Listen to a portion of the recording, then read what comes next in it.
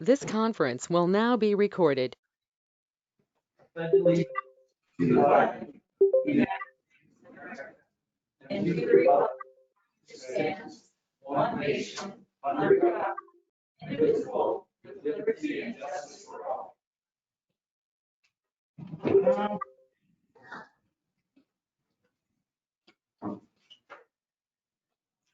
Okay, we're going to go ahead and do minutes of the July 2020 meeting. Let's start with the Board of Adjustment meeting.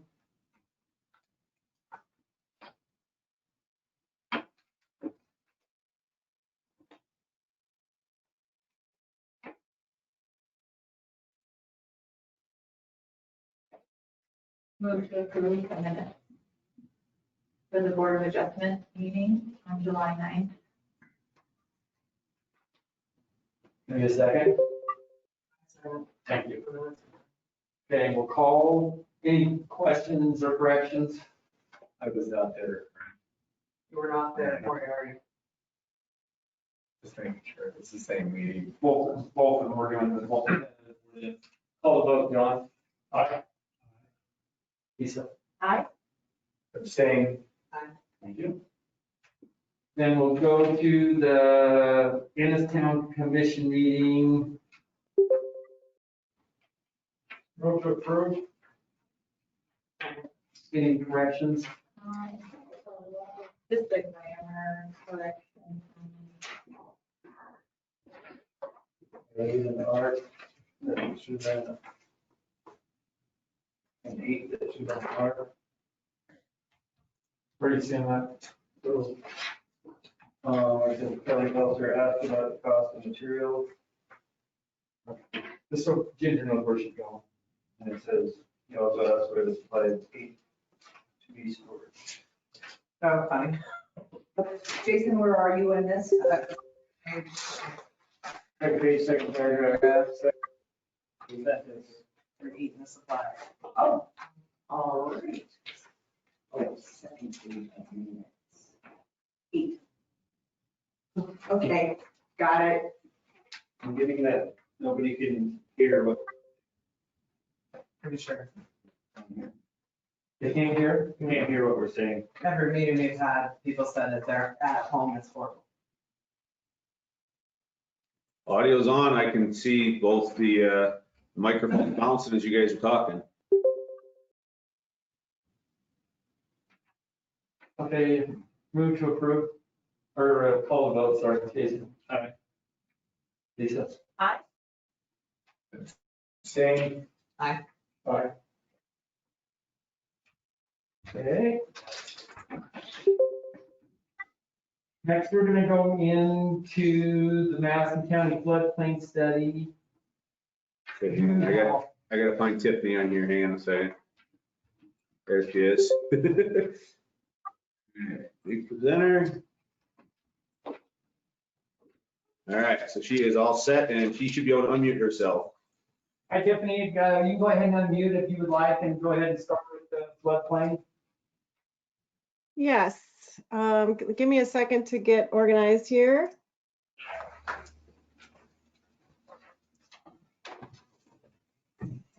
So, can you hear me and can you see a screen? Yes. Okay, super. Okay, well, stop me if for some reason you can't hear me at any point, and we'll kind of regroup. But I just want to say thanks for having me on your agenda tonight. My name's Tiffany Leiden, and I'm with the DNRC Floodplain Program.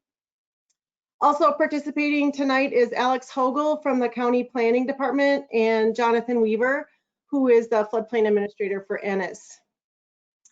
So we just have a brief update for the town on a floodplain mapping project that we've been working on for several years with a couple different counties and towns. And I have some good news, I think, to share tonight. Overall, the project's effect on the town of Ennis is pretty minor. And the early draft information that we'll share with you tonight is showing less flood risk than what your current floodplain map shows. So what I'm talking about tonight is floodplain maps. And really the purpose of floodplain maps is to help identify flood risk so that we can help keep people and property out of harm's way and really ultimately reduce damage to people's homes and buildings.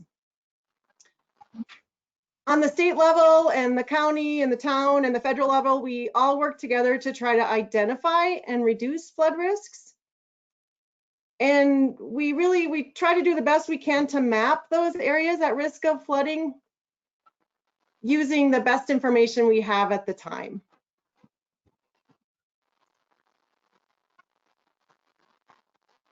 In Ennis, you have a floodplain map, then it's referred to as the FEMA flood insurance rate map.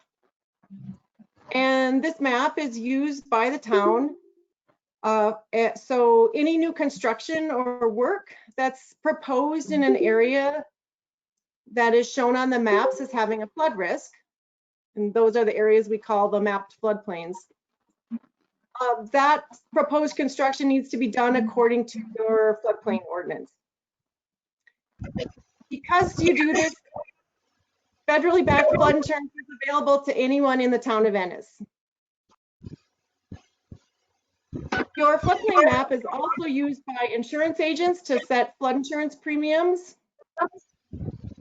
And it's used by mortgage companies to see if there's a house they're financing has a risk of being flooded. The maps also get used locally for emergency management and planning purposes.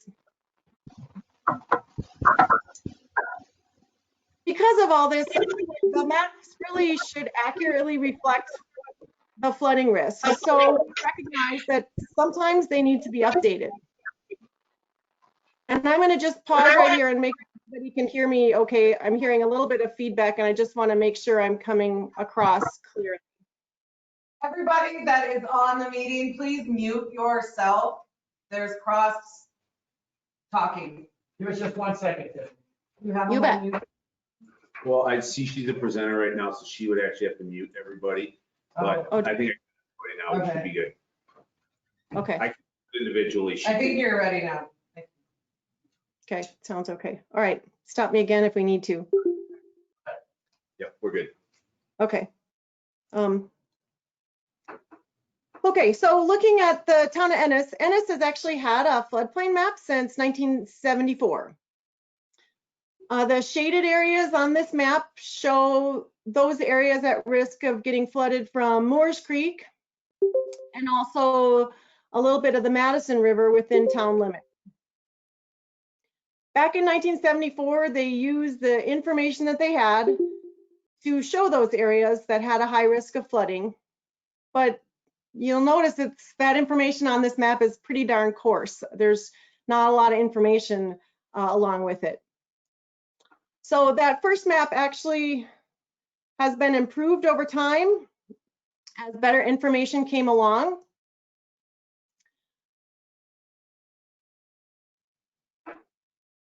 And one of the things I'd like to call your attention to is kind of this area over here on the east side of town, where you'll see the kind of the mapped floodplain for part of the Madison River that was at the time in the town limits here.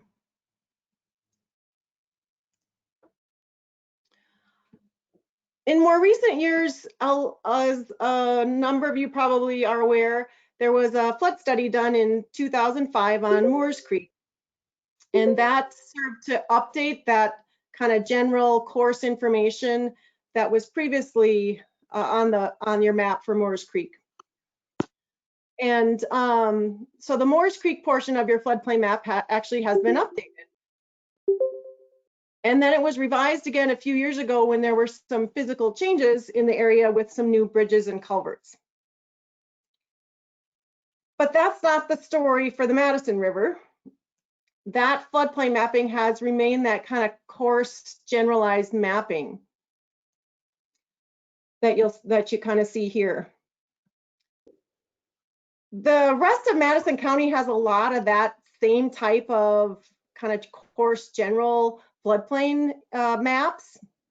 And so for a long time, they have been wanting better, more accurate floodplain maps for a lot of the rivers in the county.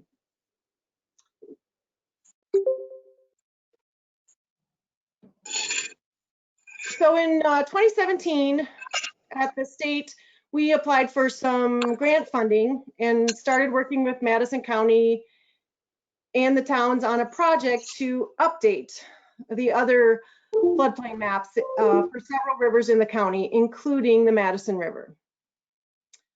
And back in April of 2018, I actually gave a short overview at one of your town council meetings, if some of you may remember that. And that was just kind of as we were getting started and kicking this project off. So since that time, we've been doing a lot of the data gathering and the technical engineering work. And now, 3 years later, we're at the stage where we're starting to have some really early draft data to share with you. And so that's why I'm here tonight.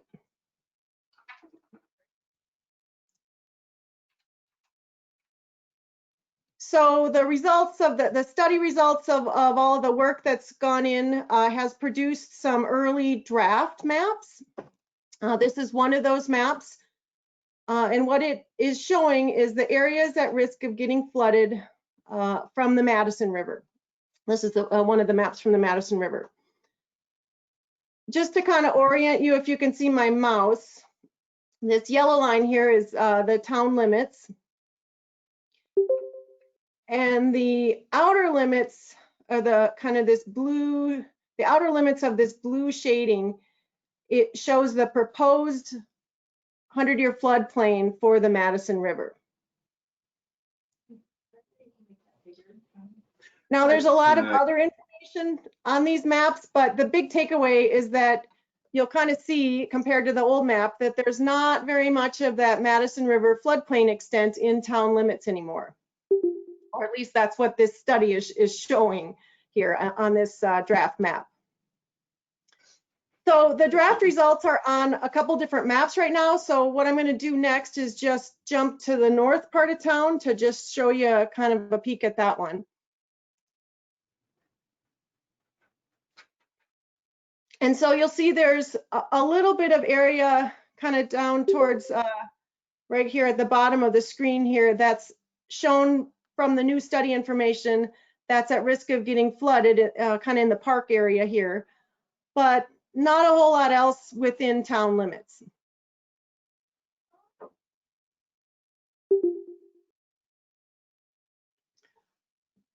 So I wanted to kind of show you the big picture. So zooming back out, what I did is I just tried to patch together the 3 maps that cover part of the town of Ennis, so that you can kind of see the big picture of what the study is showing in your area. And by and large, there's not a lot of the town that's really affected by flooding from the Madison River from what the results are from this new flood study. So one thing to keep in mind is that this information is just early draft information. These maps don't replace your current floodplain maps yet. What happens is they need to go through a pretty lengthy review process before that happens. The other thing I want to point out is that the focus of tonight's discussion is really just the town of Ennis portion of this study. So if there are other folks that are interested in other parts of the floodplain study, you can contact the Madison County Planning Office, Alex Hogel, or other staff there to take a look at some other specific areas that you might be interested in.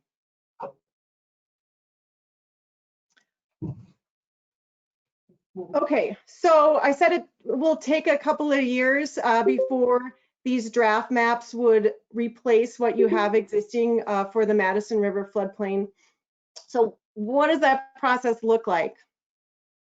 Well, this is just kind of a timeline. The red star that you see on there is kind of where we're at right now. And we're really at the stage where we're just starting to share some of this early draft information with the county and towns. One of the things we're working on next is putting those individual maps together into a map viewer, which should make it a lot easier to be able to pan around and zoom in and just look at the maps as a whole instead of individual pieces.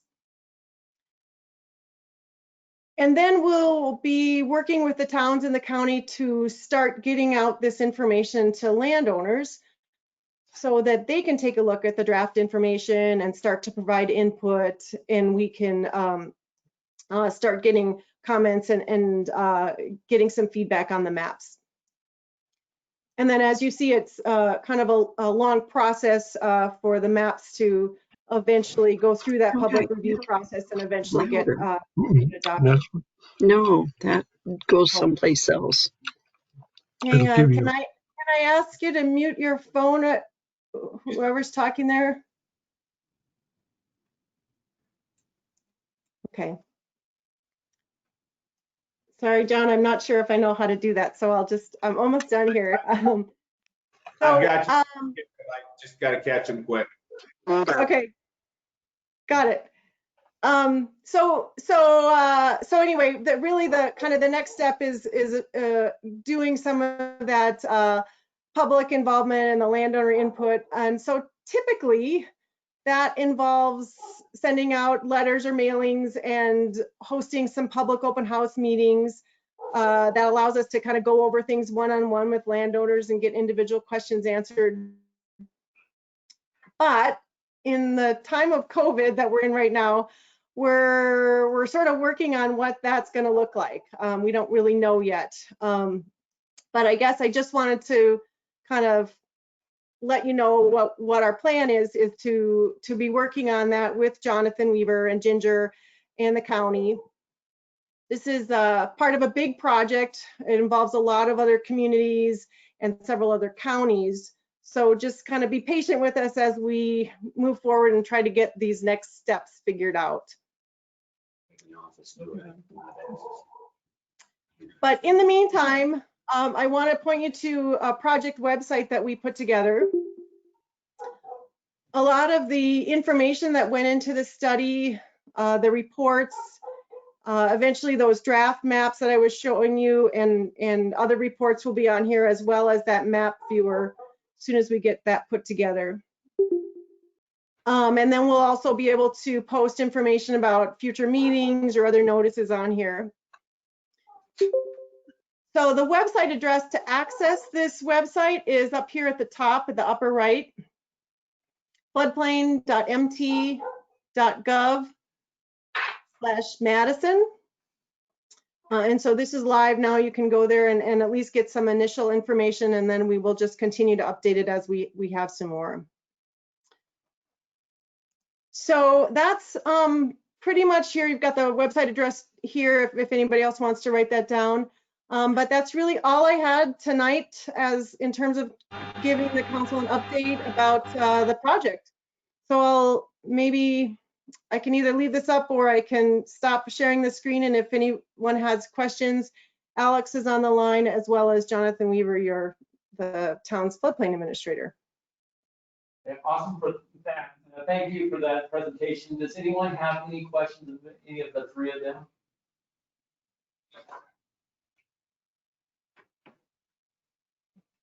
Everyone good? Okay, awesome. Thank you very much for that. Doesn't appear there's not to be any questions there. Okay, great.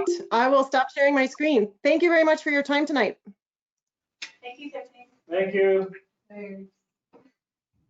Jonathan, do you have anything that you want to put on here? Jonathan, you unmute me. He can unmute himself.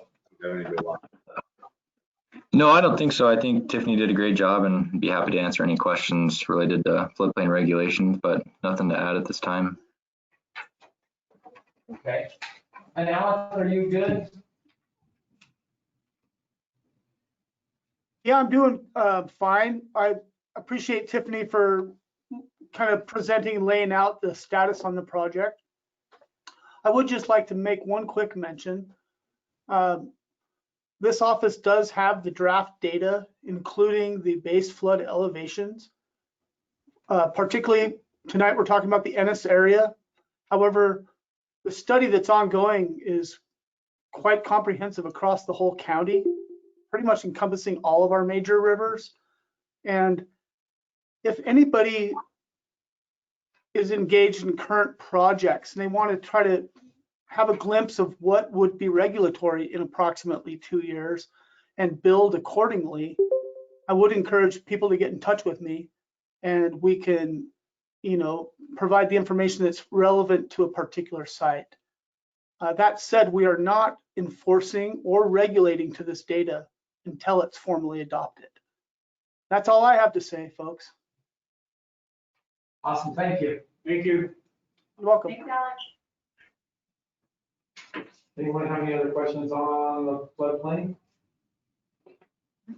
Okay, we'll move to public comment on non-agenda items. Before we go into that, I'm gonna make a public comment statement.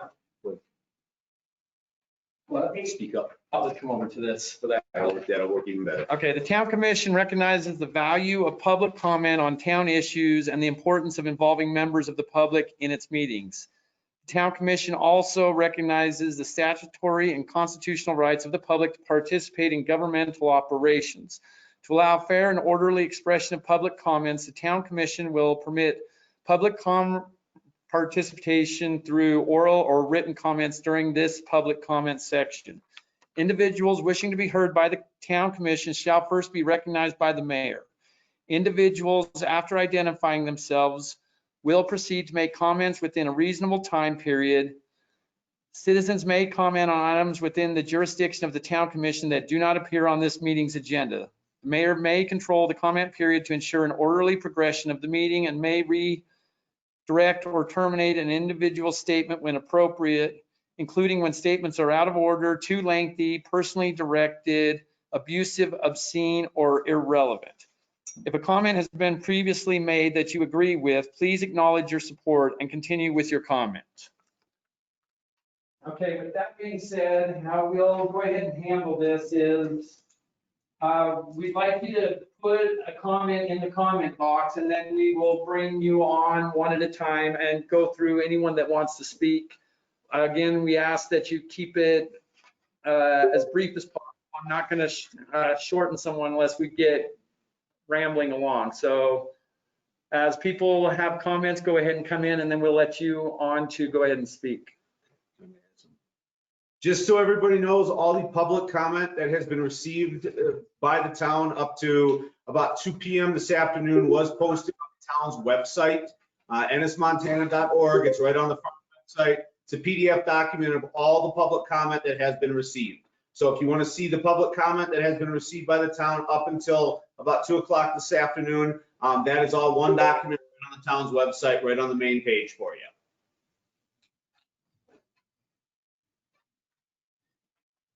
So the only one I have in the chat box right now is Lindsay DeGroot. So Lindsay, if you want to go ahead and unmute.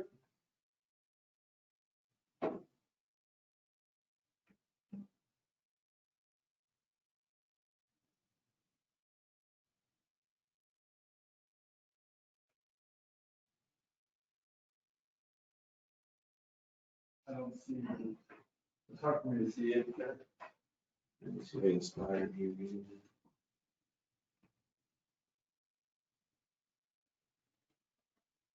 Right there. I can't, so she's muted on her end. She's not muted on her end.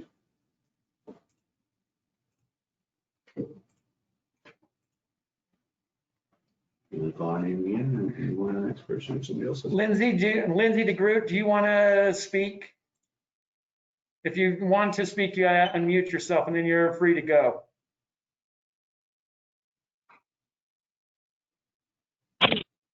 Yeah, hi there. Can you hear me? Yes. Can you hear me? Yes. Hello? Yes, we Okay. can hear you. Okay, great. Sorry about that. So you guys want me to read the statement that I sent you? Sure, that would be great. Okay. My name is Lindsay DeGroot, and I would like to voice my support for the walkability demonstration project in Ennis. As a property owner, 1 block from Main Street, a 4th-generation Madison Valley resident, and as a mother of 2 young children who utilize these crosswalks on a daily basis, I fully support this walkability project and the enhancement of our crosswalks. In Ennis, added walkability in the form of enhanced crosswalks will increase traffic safety, improve the physical health of our residents, increase revenue for downtown businesses, and increase our community sustainability. Walkability and people-oriented streets encourage business activity and boost economies in both rural and urban communities. A growing body of research shows that walkable neighborhoods have intrinsic economic value by encouraging economic transactions and social exchanges, and by bolstering real estate property values.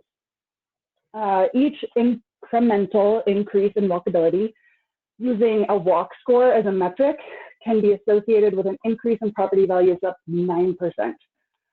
In 2009, Joe Courtright conducted a study that revealed that it, quote, in the typical market, an additional 1 point increase in walk score was associated with between a $500 and a $3,000 increase in home values, end quote. Ennis's current walk score is 48 out of 100, so we have plenty of room for improvement. Recent studies have also associated a reduced foreclosure probability with higher walkability. Not only does walkability bolster property values and decrease foreclosure rates, but it will increase the time that people spend on Main Street, which increases the time and money spent in local businesses. A walkable street ensures that people can safely cross from a business on the north side of Main Street to a business on the south side and spend money at both. According to the Strong Towns Project, quote, a walkable street is one in which many businesses occupy the bulk of the land, meaning that dozens of destinations can be accessed in a matter of minutes on foot, and that every inch of land is put to economically productive use, not squandered in empty parking lots. The data unequivocally shows that people-oriented streets are more economically productive than auto-oriented streets in both cities and in small rural towns like Ennis.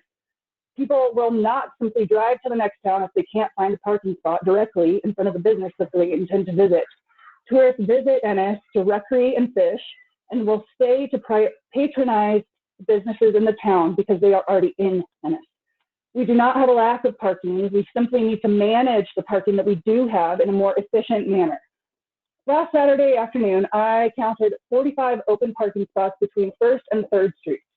If businesses encouraged their employees to park off Main and walk to work, there would be even more available parking for downtown business patrons. While we do not have a parking inventory problem, we do need proper signage to direct people to designated parking areas where they can park and meander through town, patronizing businesses that they may not have otherwise visited if they had parked directly in front of their original destination. Thriving commercial districts prioritize walking. We in Ennis need to prioritize the pedestrians and not the vehicles. Vehicles don't spend money, people spend money.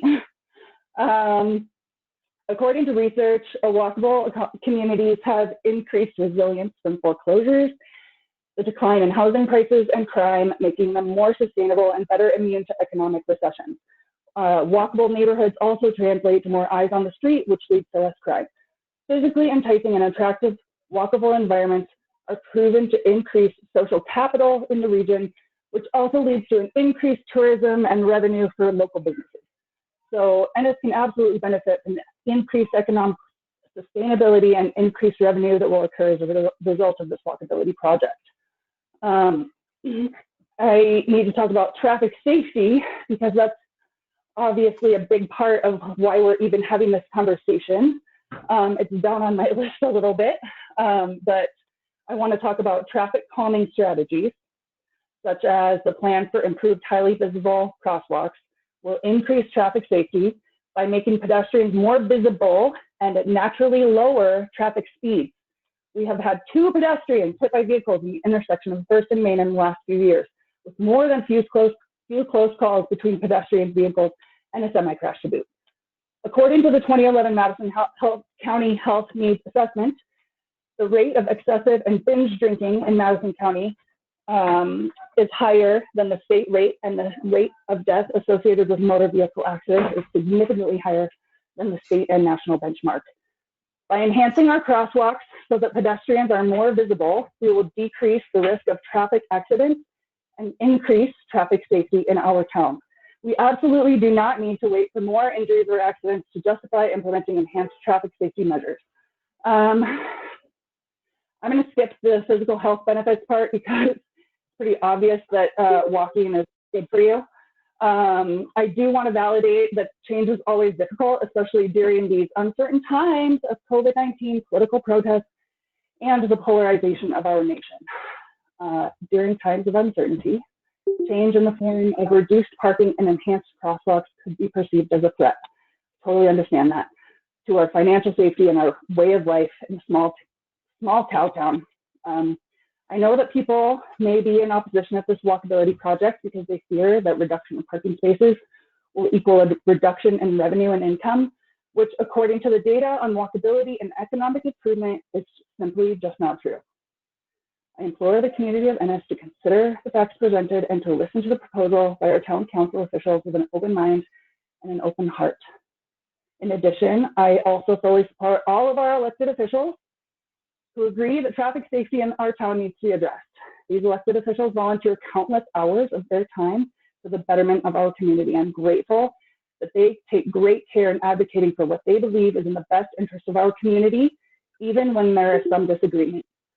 In an effort to advocate for what I believe is in the best interest of our community, I ask that you please consider this data-driven plan that will increase traffic safety, improve the physical health of our residents, increase revenue for downtown businesses, and enhance community sustainability.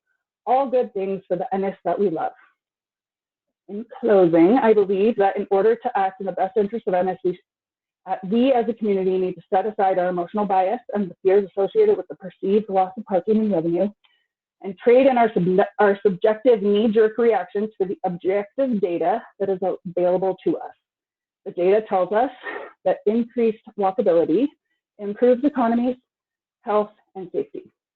Following the data rather than our fear and emotion will allow us to make the most informed and rational decisions about how to make improvements in our town.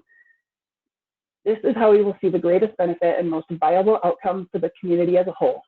Thank you very much for your time and consideration. Thank you, Lindsay. Thank you. Thank you.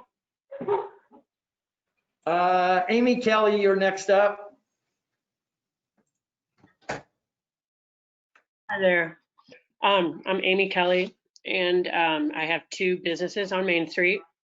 I agree with everything that Lindsay just said. I have done a lot of research on walkability and economic factors, and everything she said was accurate from what I have looked into. But I just wanted to point out a couple things as a business owner that I want to encourage the town to consider. First of all, I applaud the town for bringing this to the table in the first place, because the traffic safety downtown has been an issue for me for years. I've called MDOT a number of times. It's a accident waiting to happen, and I'd really hate to see a young member of our community killed and being hit by a truck, or the people that I see constantly not stopping the crosswalks. So that being said, I do want to state as a business owner that yes, you can count traffic spots on a Saturday during COVID, and everything is a little bit different this summer. But on a normal summer, traffic does become an issue, and I would encourage the town, in conjunction with this study, to also identify parking options to mitigate the loss of parking spaces, and also work with business owners that are most affected and impacted by the parking spaces in front of their businesses, some losing all of them. And I understand that is alarming to them. So I would work with those business owners to maybe change some of the parklet, identify, maybe, just maybe change the actual that spots that it takes up. Maybe we don't do parklets in all of those spots. But I do want to applaud the town for addressing this. We do have a traffic problem. I've seen semis take off the back ends of people trying to back out onto Main Street. So that's not going to change. It's only going to get worse. So I applaud them for trying to make our town safer for the children and everybody that's walking. I think we even need crosswalks, at every intersection. And so I thank you for doing it. And I hope that we can all work together in a civil manner and get something drawn up and worked on in the near future. Thank you. Thank you, Amy. I got nobody else. Does anyone else that is able to type want to speak in public comment? Please put a message in the chat box. How many callers do we have on? 75 total. Or unmute yourself. We're unmuted. I don't mute us. No, them Oh. unmute themselves. Well, so it shows that'll be the everyone's next step, but I've got a huge screen here. I've got to watch if they unmute themselves, so we got to try to catch who it is. Would anybody like to speak? This is Robin Blazer. Hi, Robin, go ahead. Okay, I just wanted to also address the parking issue, and also the fact that this was a bit of a surprise to downtown business owners. I do recognize that a few business owners were involved in a walking audit of town at the beginning of the summer. And I was able to give some of my input on the speed of traffic entering town and exiting town. Now, there are a couple of things that I would like to address about that. The majority of the wrecks that happen coming into town are at night because it is really, really difficult to identify Ennis as a town, that you're coming into a town from the east end on the highway there. This traffic calming, putting in parklets don't work for semis speeding over the bridge at night at 4 o'clock in the morning, and then as a result, losing control and smashing into businesses. So that is my main concern, that we're kind of misfocused here on calming the traffic coming through town instead of trying to mitigate traffic speed coming in from the east side and leaving the east side. Another thing I would like to address is a seeming lack of transparency in this process. I think the town would not be in the defensive position that it's in right now had it included more businesses in a transparent manner. It is my understanding that the town is under the impression that this didn't need to be publicly voted on or on a public agenda. And my research has actually uncovered something differently.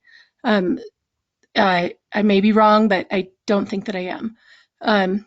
So another thing is that in the distillery, for those of you who aren't familiar, we own Willie's Distillery down on the east end of Main Street next to the Nearly New. We literally had to buy a parking lot across the street from us so our employees could find some place to park. We have, on average, 20 to 25 people working for us at any one time. And we have to have places for those people to park. So we purchased a parking lot for all of our employees to park off the street because we recognize the value of a parking spot. We did some analysis to figure out if it was worth buying a parking lot or if it really did matter the amount of money that we made or a local business in general made out of a parking spot. We estimate, after talking to several local businesses over the past few years, we estimate that one parking spot equals approximately $100,000 of revenue to the town of Ennis. And now 15 of those spots are gone, and that correlates fairly tidily into $1.5 million gone from the town of Ennis in general, spread among all of the downtown businesses. Those who are hardest hit, of course, are the ones who have lost parking directly in front of their businesses, and that is really, really concerning to me. Our business is doing fine, and we will continue to do fine, but there are businesses that are not and will not because of the lack of parking in front.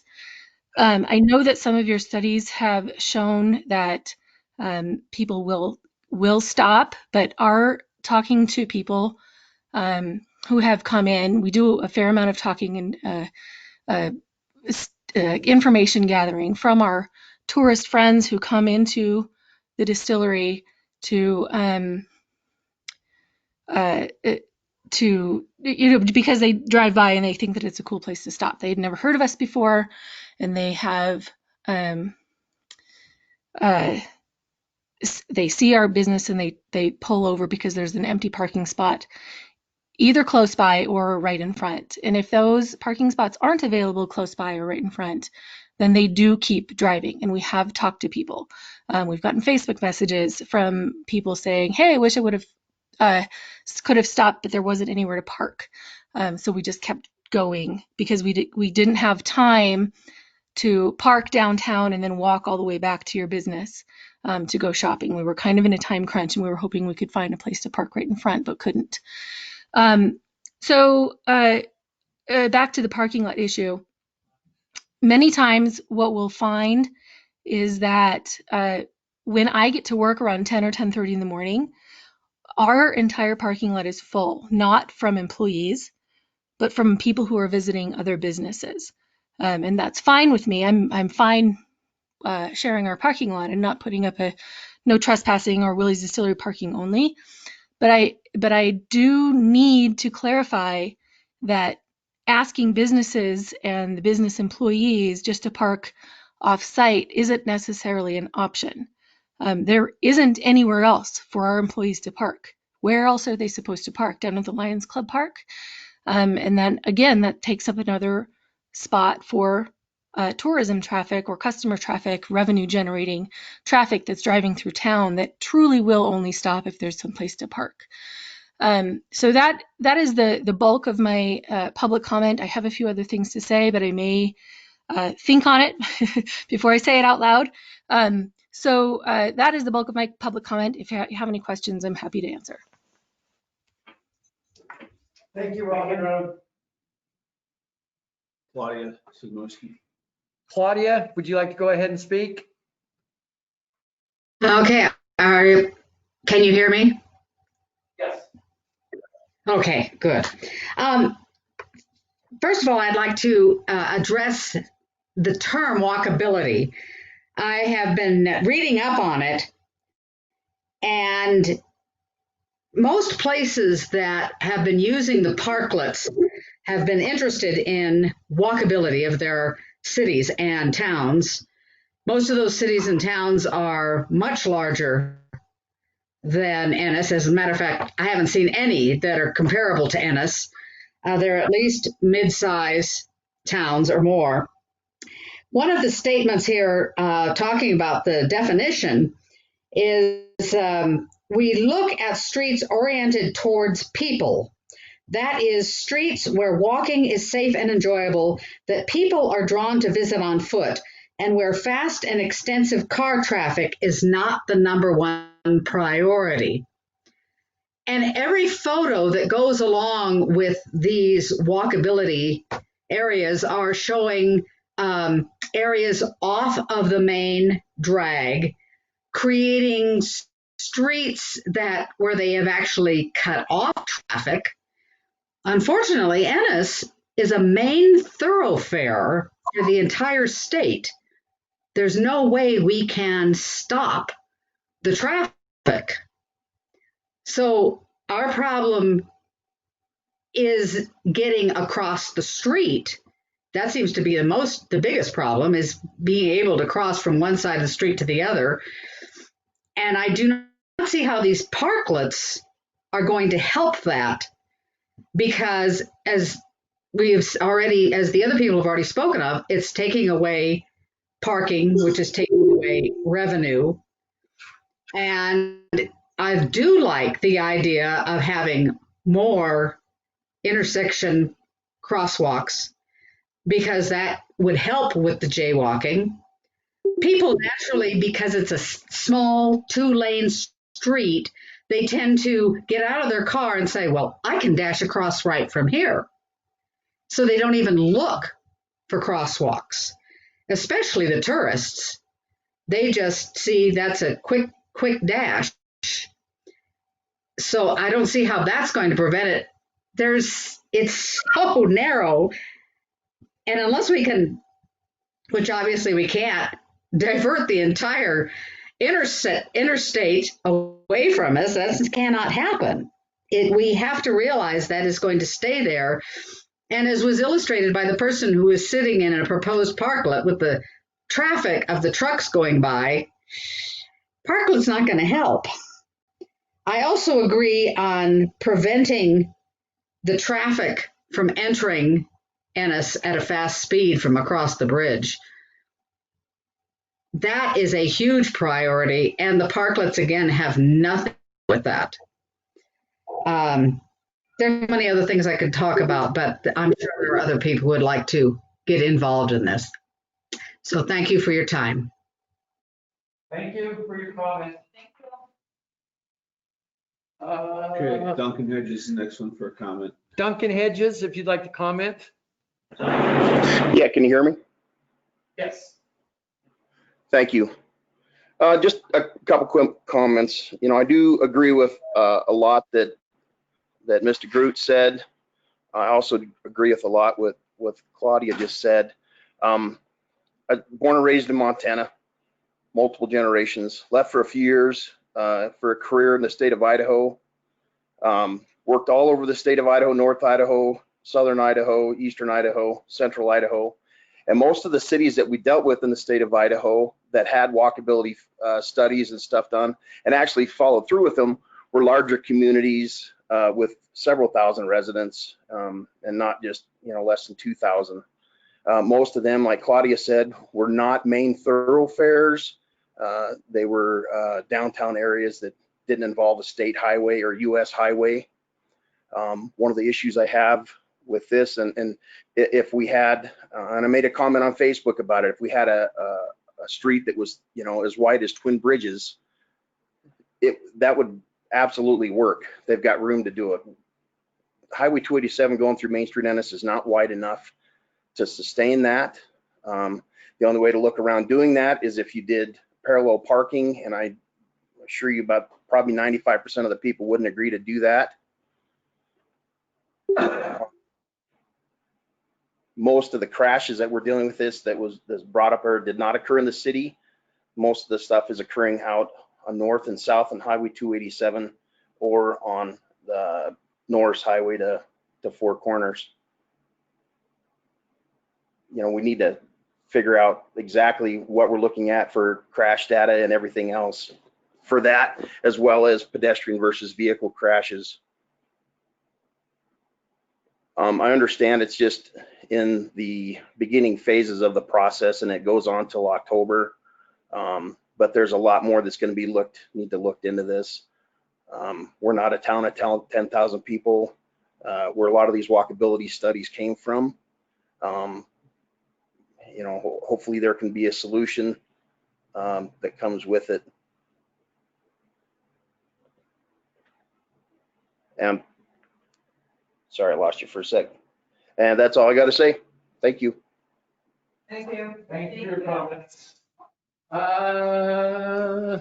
Next is David or Dulcie Clark, whichever one of you is on. You can unmute and go ahead and speak. Yeah, I just got a couple questions. I guess my biggest question is who's conducting the study and what data are they using? So, I mean, if no pedestrians hit between now and October, it's a success and we're doing it. I guess that's a big concern. Personally, I was almost in an accident on Sunday on a motorcycle because the person in front of me didn't know where to go and I was almost rear-ended. So I'm opposed just for that reason. And then I drive down Main Street every day. They're still not using the crosswalks, people, and they will never use them. Just like they said, the tourist is going to pull in, they're going to get out, look both ways, cross the street. I don't know how many crosswalks we need to have in town, but there is ample at this point. But my biggest concern is who's conducting the study and what data are they using. If somebody can answer that, I'd appreciate it. We cannot answer any questions in there. I will reach out to you, David, myself, and I'll discuss with you. Thank you for your comment, though. Well, I got one more question. Okay, go ahead, go ahead. And I keep hearing that we'll take up the parking spots on Main Street, but we'll use First American Title and Lone Elk Mall for parking. But does anybody realize those are privately owned, privately maintained? I mean, somebody has a liability there.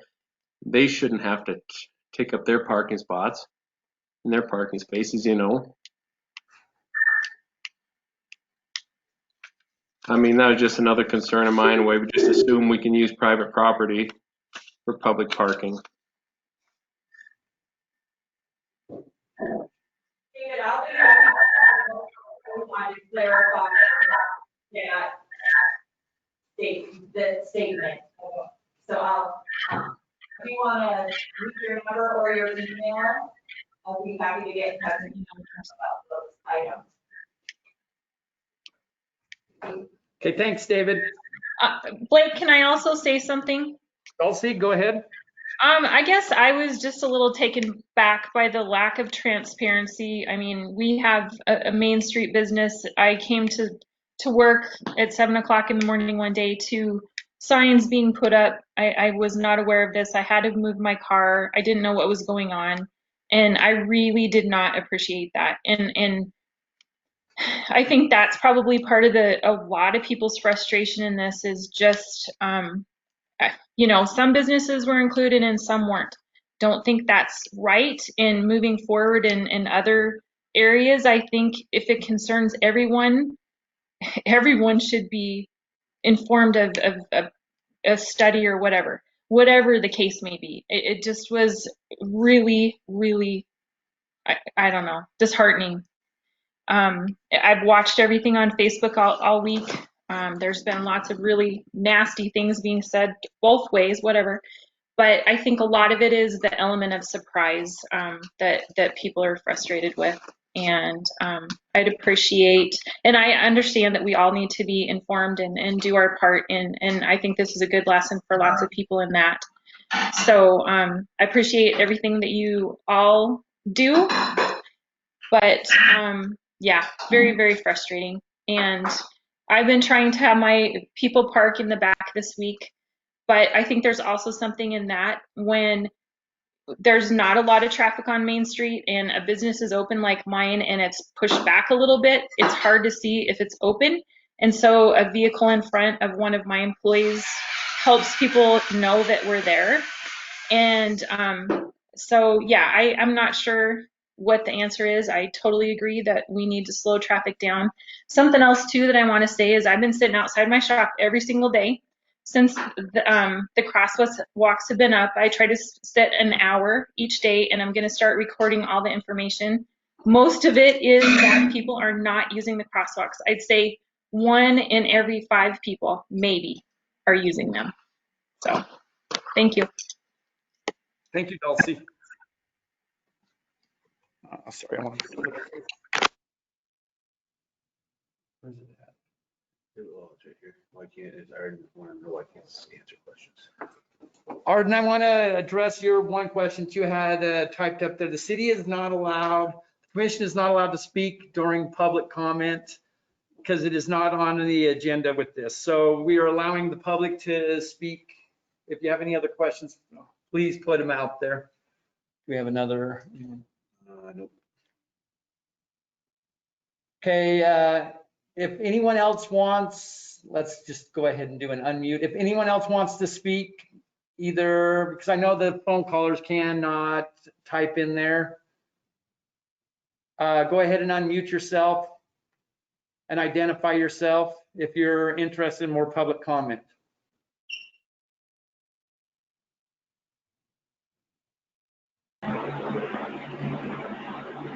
Mayor, this is Duncan Hedges again. Okay. One of the things I wanted to add was I'm one of those that is guilty that have the tendency not to use the crosswalks since prior to this kind of started.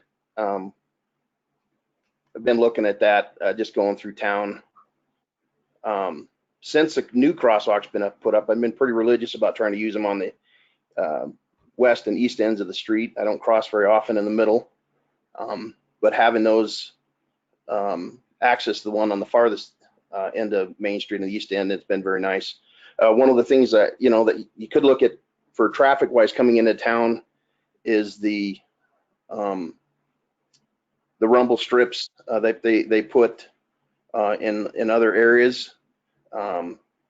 Another lit up or light up speed sign that comes into town, like from the north side in, would be something to look at. And definitely, and I've talked to other people with the city about it, and putting up other lighted signs, at least at 2 of the major crossings in town, just so traffic knows that, you know, there's someone coming across. You know, statute said as soon as someone comes off the curb, traffic's got to stop. And I've had a couple times on the west side of town where I've been the last couple weeks. So those are some ideas. And coming from a law enforcement standpoint, you know, want to see our local officers not have themselves handcuffed by city administration, anybody else, not writing tickets in the downtown. You see them quite a bit out of town, south of town, north of town, west of town. You don't see them doing a whole lot downtown. And, you know, there's rumors and stuff going on around about that, but it'd be nice to see that they weren't handcuffed and allowed to do their jobs and deal with the jaywalking, whether it's verbal warnings or written warnings or whatever for now. And definitely with parking issues down there.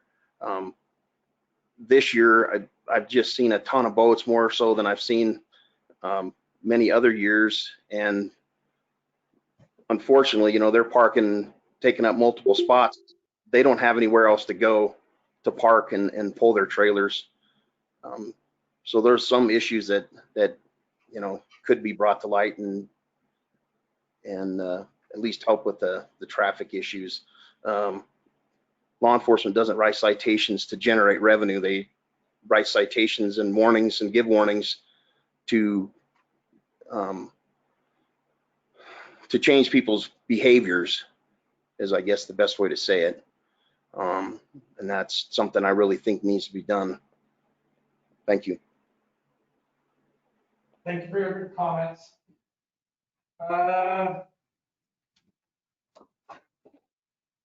Anyone that wants to speak, go ahead and unmute themselves.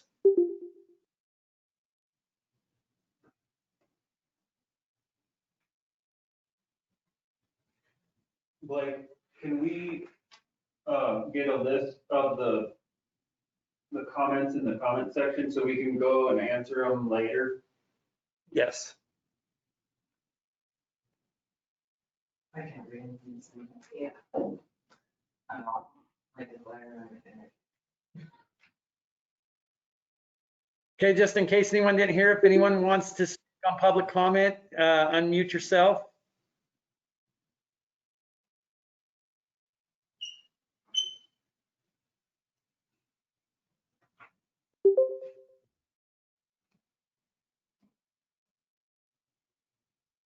Okay. With that being said, we're going to go ahead and close public comment. We're going to go ahead and take a 5-minute recess just to let everyone stretch around a little bit, and then we'll come back at 8:05.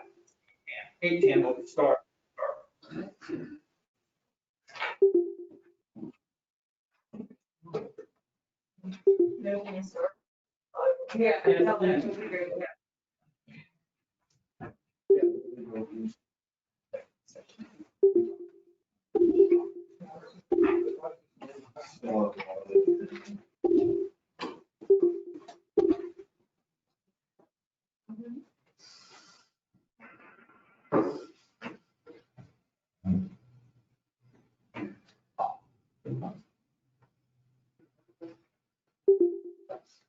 There's going to be a lot more.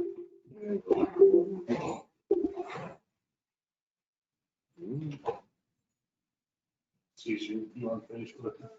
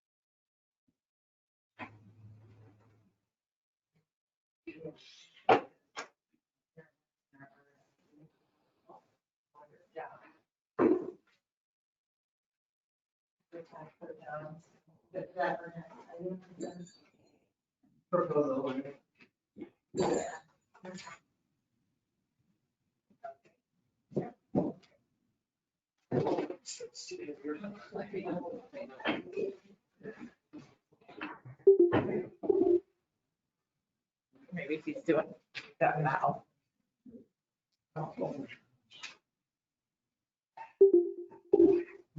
Maybe John's doing it now, but I was able to email that out, and if he can print 6, 7 copies. Oh, okay.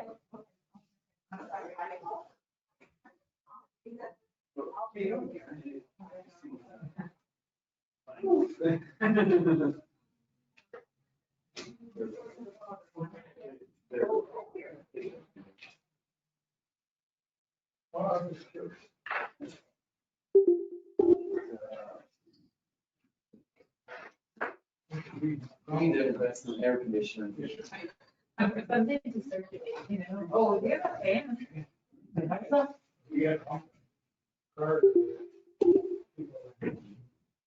Is there a switch that's not- Let it. Put switch, turn it Yes. That I didn't look for it. I didn't check that online. When I send everything out to the legal, send anything. I'm sorry. Yeah, I'm looking for like, where the hell is it? So that's okay. Yeah, we go through the state server on it. Yeah, here, so. So maybe.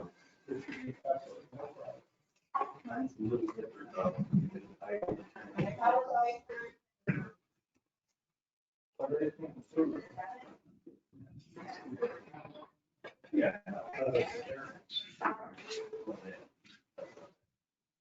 Yeah, and there'll be no problem.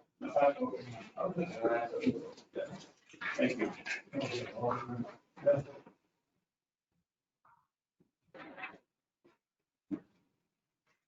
Maybe, John, do you want a copy of this?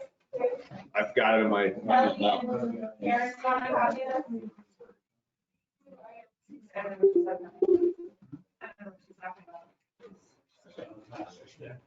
Master plans. Or request proposal for one.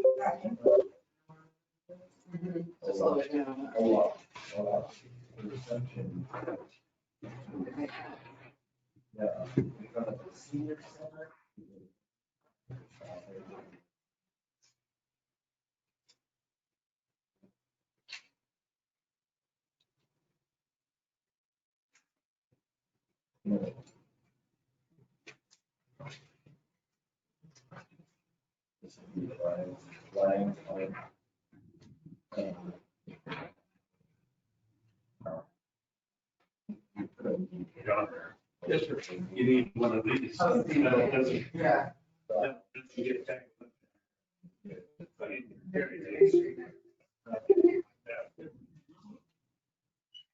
I'll find one. Okay. I appreciate it. Thank you.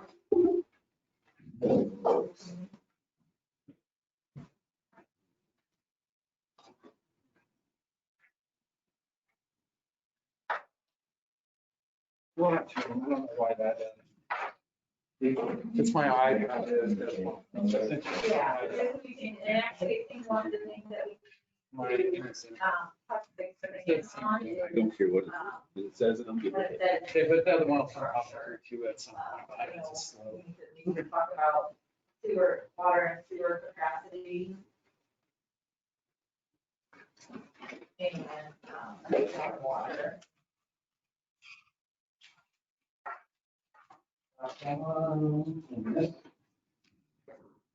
Sure, but we'll get to that.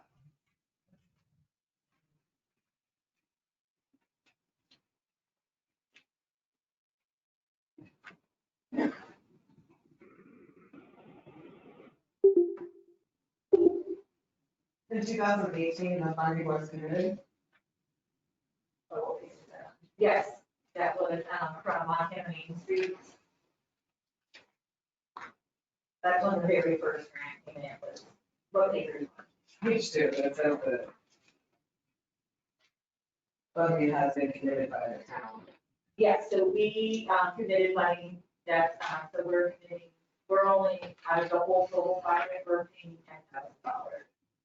Montana Main Street, Big Sky Bus Fund, and county are. That was the part I was going. The bulk of the- I have to say, that was way off. That's the one I was looking at, so. I got you. Should, I'll still.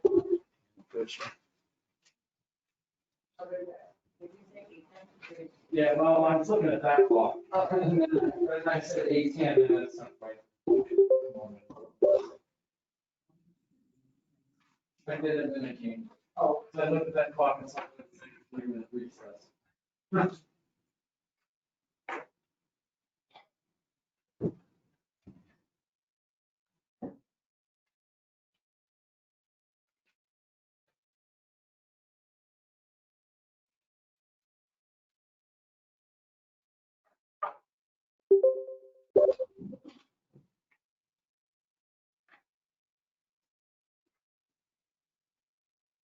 The wind would have been nice to sit out there instead. You need to move all your equipment outside so we can sit outside. What days?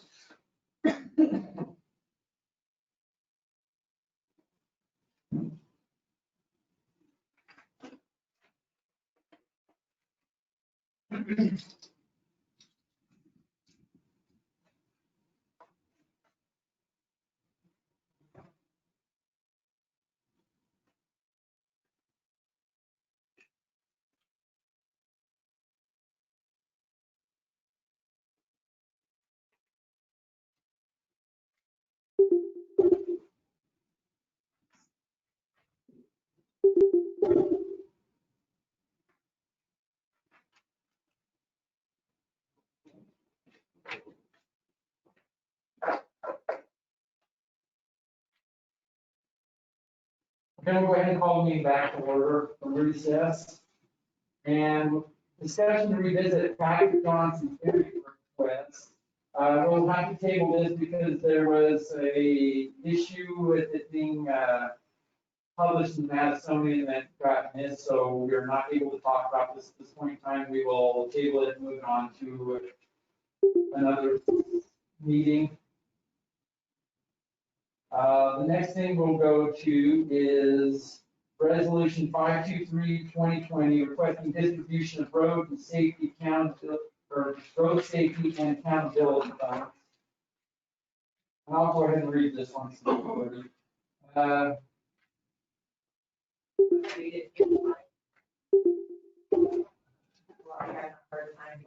Okay. This is Resolution 553-2020, a resolution requesting distribution of bridge and road safety and accountability program funds.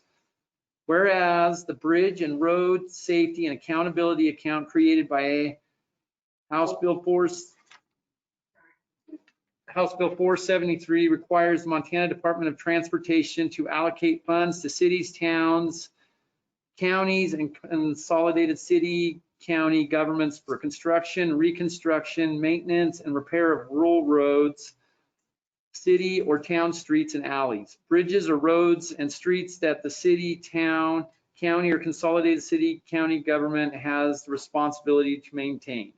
And whereas a city, town, county, or consolidated city county government that requests funds under the Bridge and Road Safety and Accountability account must match each $20 requested with $1 of local government funding matching funds.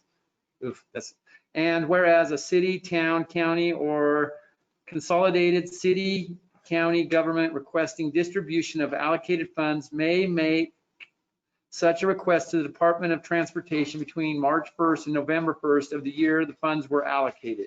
And whereas a description of the projects to be funded are detailed in Appendix A, and whereas the local match for the allocated funds are identified in Appendix B.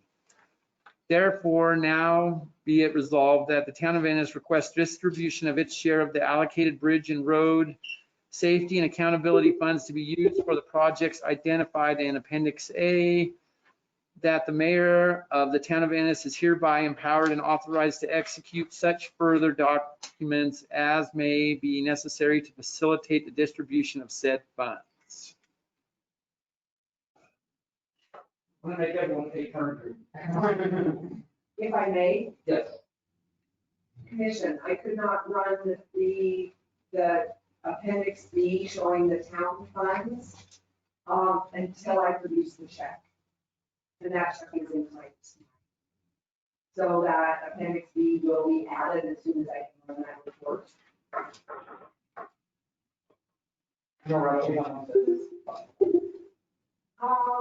If I'm remembering correctly, I think it's about $1,165, and that was allocated. And how much are we requesting? They set that amount, Lisa. Okay. And again, if I'm remembering correctly, I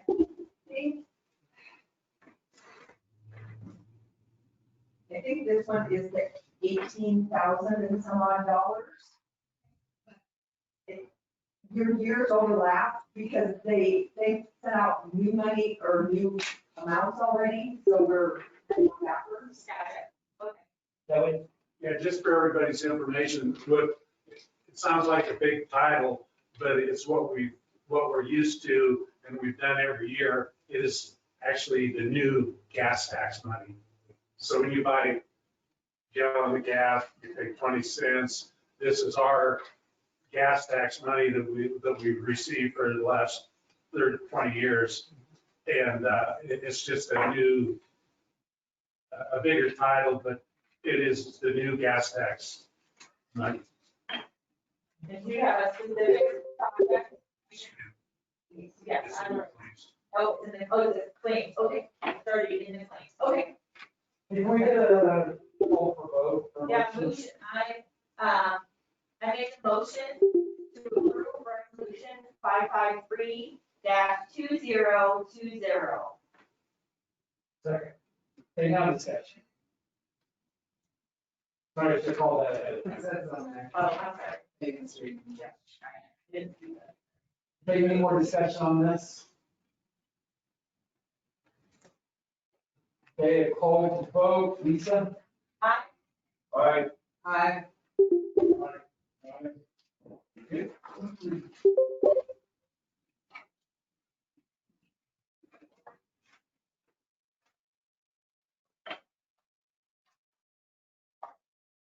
Thank you.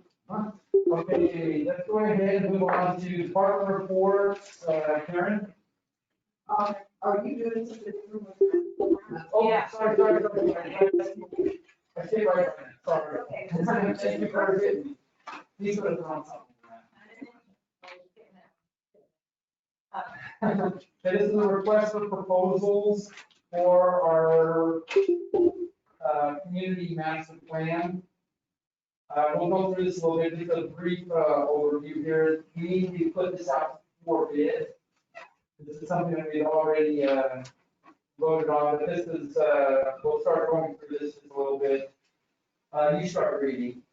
Do you want me to start reading? It's, yeah, so this is a request for proposal, introduction. Joe Willauer helped prepare this, from Headwaters RC&D, since they're helping with the grant administration.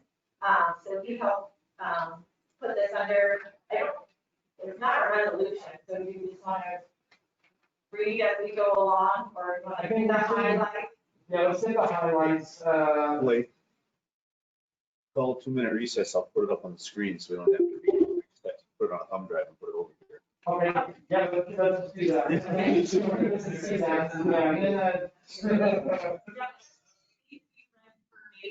I would just like, if you guys have input on what else needs to be in here, that we need to, look at, like Kelly had some recommendations when we first talking about sewer and water capacity and possibly storm water stuff, but I think the,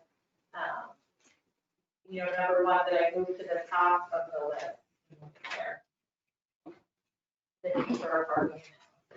And that way it can be up there, and then we can, think the overview, which we can, when John is working on that, we can go ahead and, You can touch on stuff and then people can see what we're talking about. Yeah. So basically that, we're a rural community. We're seeing some growth because of our proximities to our adjacent areas. And we're asking a qualified firm to help us develop a master plan. But it would be guided by the community. So, and it just talks about Ennis.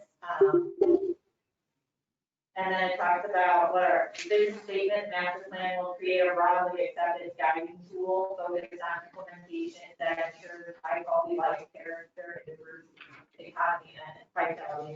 And that is because the key word there is implementation. We want to be able to have a list, like a to-do list of tasks. We don't want the fluffy, oh, we want to be great, or, that we want to hammer it down to the actual. And then the project overview, we've been working on this for a while. This is when we very first joined Montana Main Street, and they gave us that grant of $10,000. That $10,000 is going. We just talked about there. stakeholder involvement. Yep, stakeholder involvement. We want this to be a community-led document. So we wanted to have lots of public meetings facilitated by the professionals, the firm that we would choose. So that's what it talks. And it talks about other planning efforts that we've done, how they should approach the project. It talks about community engagement, analysis, zoning and land use, what the current market is, and the development of marketing strategies for the town of Ennis. So that's kind of almost like chamber style stuff, how we market ourselves, but not only to just consumers, but how do we market ourselves to businesses to come and, because I know John wants to recruit a manufacturing business here. How do we do that? That's what would be laid out in the plan of how we recruit businesses here. So, and then also another is visual elements. There might be, if we want to take a look at certain areas, they could do some nice planning documents for us utilizing pictures. So some of the, like, one of the considerations could be in what they did in Great Falls when they did some of their redevelopment, that they took one building that was maybe not used, and they came up with ideas of how to use that building or how to use that space. So that could be helpful for the building on Main Street that is vacant and has been vacant for a number of years. So we could ask them to visualize something there. So if we wanted to, so we can hammer out those details. And then it's just the talking about the considerations. We definitely want to, and I think this would help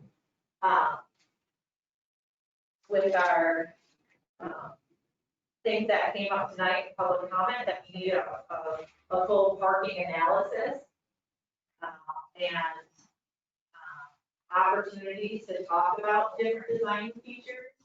I think with the demonstration, that was only to show what was possible. It's not a final design, but to see what would work, what doesn't work, and then the whole other slew of possibilities. So that's included in there. And then talk about vehicular circulation on different roads and stuff like that. Signage and wayfinding, I think that is really important. I think the downtown business committee that was going a few years ago, that was one of their items on there.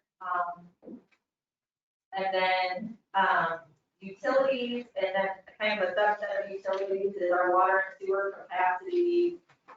Not an in-depth study, but to at least hit on it, and then possibly stormwater as well. And I want to jump in right quick on this infrastructure as well. It's very important for us to get this part right, because this town, if we watch this and look, it will continue to grow. We do not have our infrastructure set up, and we can turn it into Belgrade.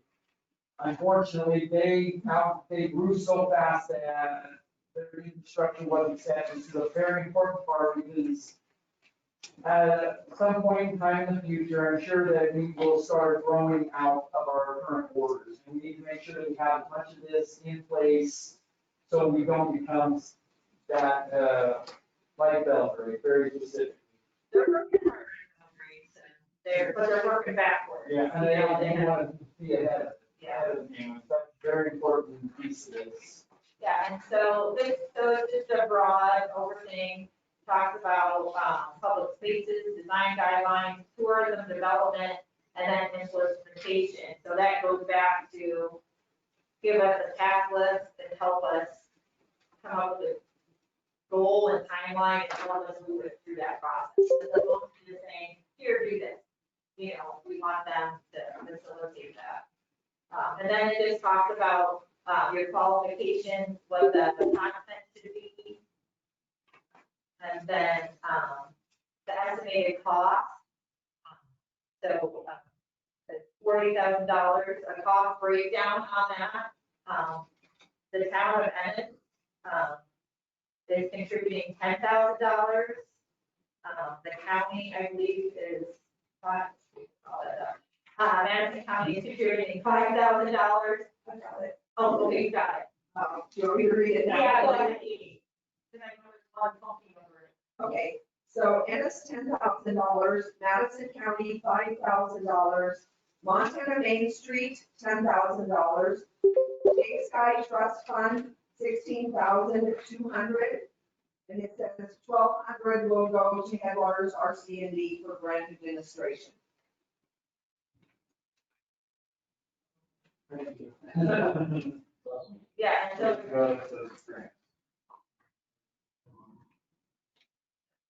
well, they got, Headwaters applied for the BTS grant, and then facilitated the county getting us some money, and then we had applied to Montana Main Street. They've been super helpful all the way through this process, and just about anything that we've touched, Headwaters has really taken care of it. So, and then again, so if we are able to,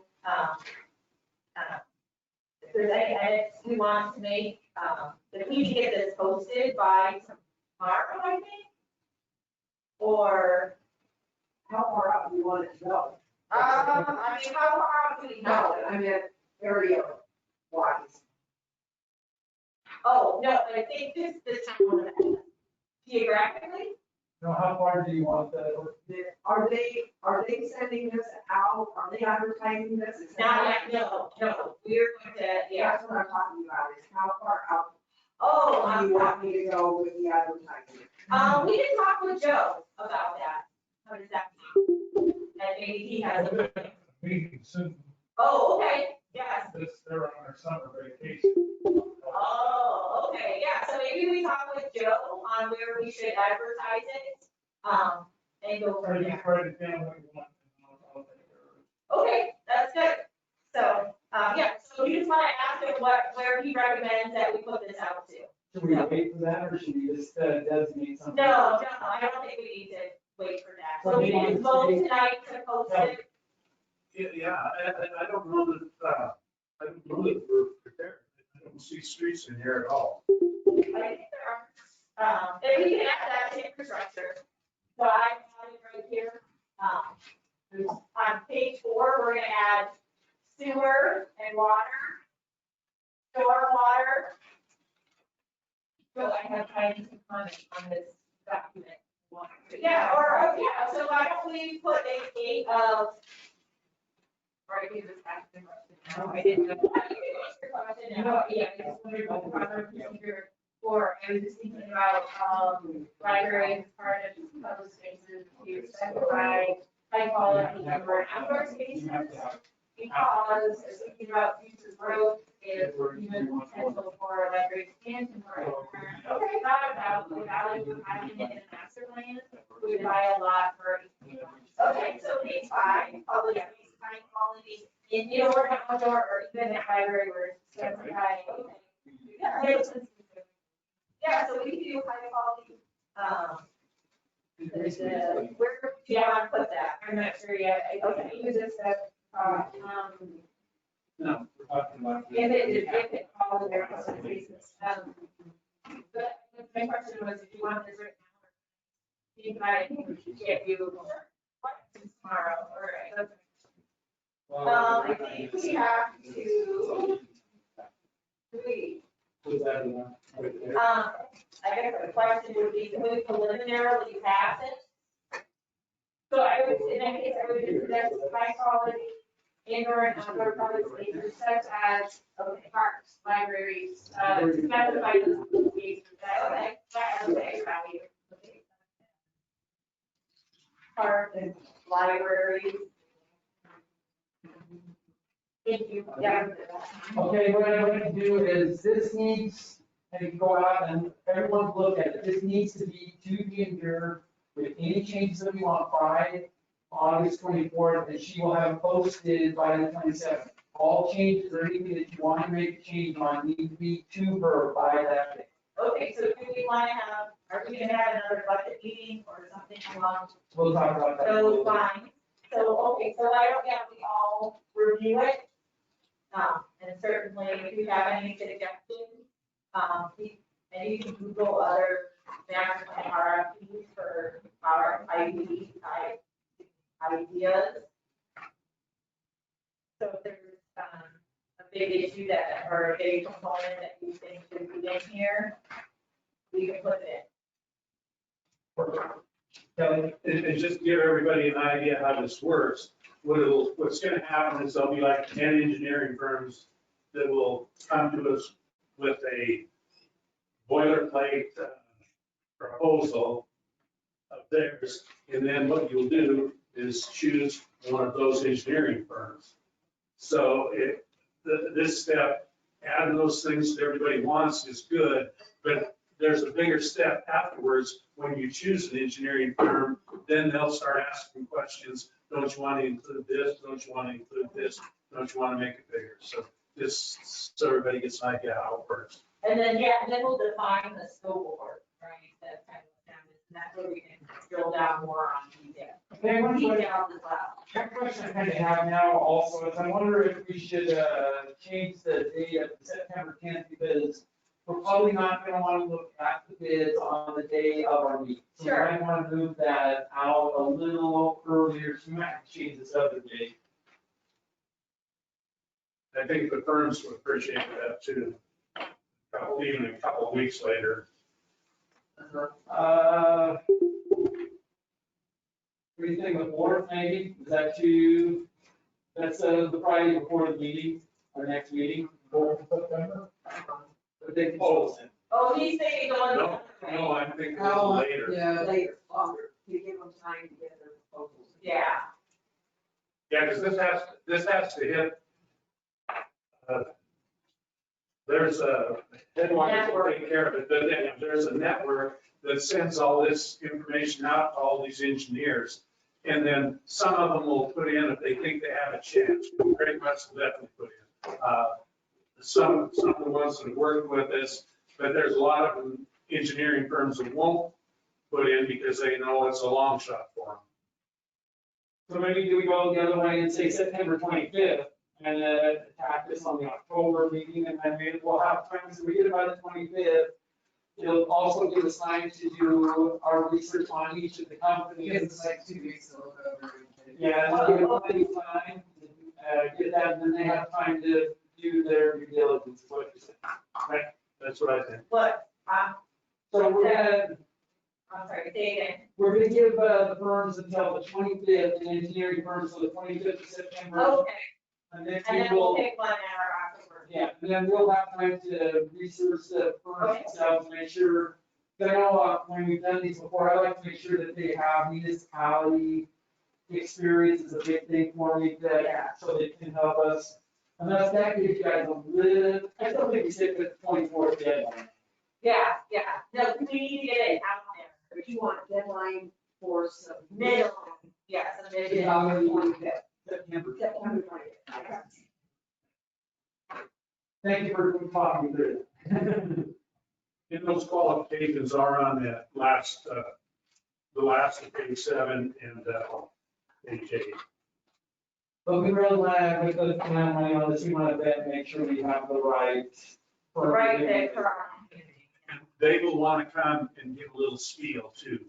They'll send you out a little booklet of their qualifications that they're going to want to say for your business. And we'll have done with them all pretty strong. Hey, any other questions on the master plan request?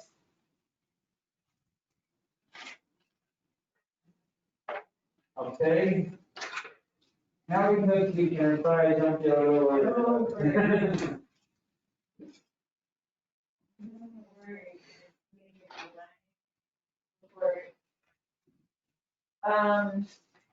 I just sort of have some quick stats for the month of July.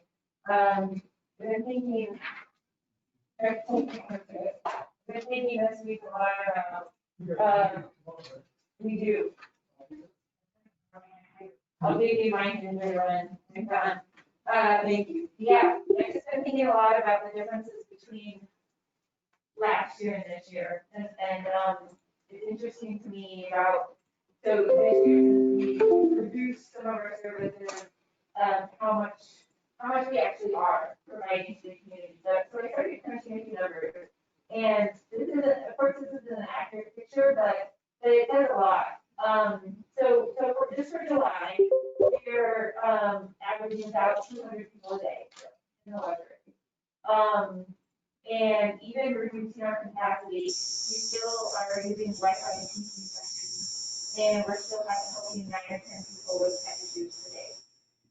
And then I broke that down even further because I was just curious about how, I know we're busy, but I don't want anyone to ever think that we're not providing the community with value or service. So that's why I try to put a lot of numbers into my reports. So that's why, let me just explain this a little bit. So at 200 people a day, one person would have up 28 interactions per hour. So usually there's 2 people on the floor, and so that's 14 interactions an hour. So that breaks down to every 4 minutes, we're interacting with someone and providing service for someone in our community or for people passing by, which still is for our community. And then, but that doesn't include phone service, online service, anything we do in between times. So to me, that says even at a reduced capacity, almost every minute of the day, we're still providing value. So that's the point I was trying to make, that even though the quiet little library down there is anything but, I just want the community to be aware of how busy we are in reality. And other than that, I just wanted to point out that this is our last week of summer reading, and it went very well.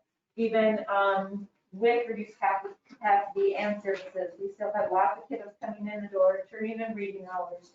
And one really positive change is pushing all our programs outside. That's going to be a permanent change for us. It was really positive, and proof that force change sometimes produces really good things. Do you guys have any questions for me? Do you feel your hours of operation are still acceptable and you're able to hit what you need to? We don't need to expand them or. So as you know, as things continue to flux, I will absolutely evaluate that. But right now, it's allowing us to provide services we need to provide. So I'd like to maintain those for a while. Yep. I was just thinking about that. Yeah, I think about it a lot because people still don't really know. So this is a lot of interaction. Do you have employees? Yes and no. Yes and no. Since we added one position, and I think it was a year ago, I think it's been a year, that has helped tremendously. Most of the time it's adequate, in the summer it's not. And we just start to deal with it. But yeah, I think about it all the time, about changes and shift things, and as I find solutions for issues, and I will definitely be approaching this. Yeah. Thanks, guys. Thank you. Thank you. An annual report, we don't have one, but I'm going to go over a couple of things. Right now, we are in collaboration with the hospital trying to put together a on-call system where our EMTs are on call. Currently, they just, whenever a page comes out, they come running whoever's available.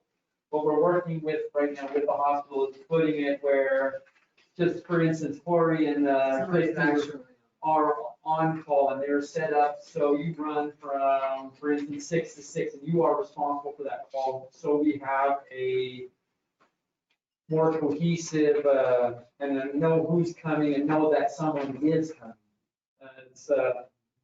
They've only missed one call. Sorry, I will get to you. They've only missed one call this year, but it was just right over the 4th of July that we know of for sure.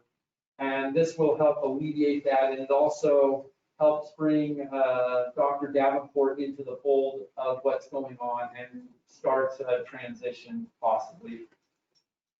And we'll just keep you up to date as to how that works out, because we're still in the beginning stages. Is it paid? Are they paid to be on? Yeah, the hospital will pay to put them on call. I think if they're on call, they should be paid. Different than volunteering. Yeah, They don't show up. This is a new thing for us. We had asked for extra EMTs because on average, John, is it 5 EMTs that essentially run calls? Yeah, the average is 4 to 5. 4 to 5 that currently run our entire ambulance service. So we've asked for 8 to 12, and if it works right, it looks like we have actually 16 volunteers or on-call staff coming. So that's actually a big improvement for us, and I'm glad we were able to partner with them, the hospital, and get this part done. Let's go ahead and go on to the police report. You all got a copy of my written. Any questions?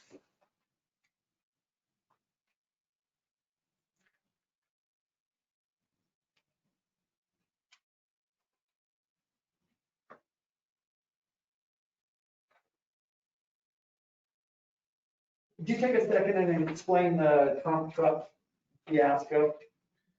So Sunday on my day off, I received numerous complaints regarding the Trump sales out on the North 40. Sheriff's Department does not do ordinance violations because that's it's a city ordinance, so they don't touch those. So I came out, talked to the guy, didn't have a business license, but he wanted to stay open, so I wrote him a $50 business license citation. Came back next day, he got his business license. Paid that citation and got his business license, so he was good to go. Then I came back on Monday, made sure he was good. He took care of all that, filled out all necessary paperwork, so we were good to go with that. There was lots of rumor that we had run him out of town, and that was far from the truth. So, I didn't even see it. I did see that Facebook posting, I said, ignored it. It did say somewhere that yeah, that was we far. ran him out, so we went somewhere if you want to catch it. So we like tattletale where if you want to catch it. Sheridan afterwards. Yeah, something. I heard that as well. John, I want to ask, just because some of the public has been asking about patrolling the downtown So- and pulling over semis. So what are your thoughts on that? Semis have to be violating the law before I stop them. Most of the semis coming to town are not a problem at all. Most of them are not speeding. So in radar school, in order to pass radar school, we have to visually estimate at least 100 vehicles at a 90% rate within 5 miles an hour of their speed. What they teach us in radar school is you take any big vehicle and you subtract 10 miles an hour from as fast as you're thinking that vehicle is going, and that's actually how fast that vehicle is going. Because it blocks more of your senses. So you don't see it, and it also blocks more of your visual cues because it's bigger, so you can't have that reference behind it also to see how fast it's going. I actually had a Willie's Distillery, I actually see Jerry online right now. I had a Willie's Distillery employee after we had that rollover who rode with me for about 4 hours. And we sat down there, and Jerry, if you're there, if you'd like to queue up on your experience when you sat with me when we did the trucks, feel free if you can chime in, so I'm not putting words in your mouth.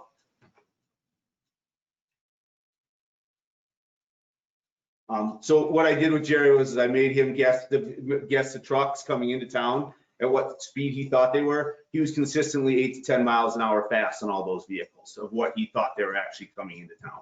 The trucks are not a problem.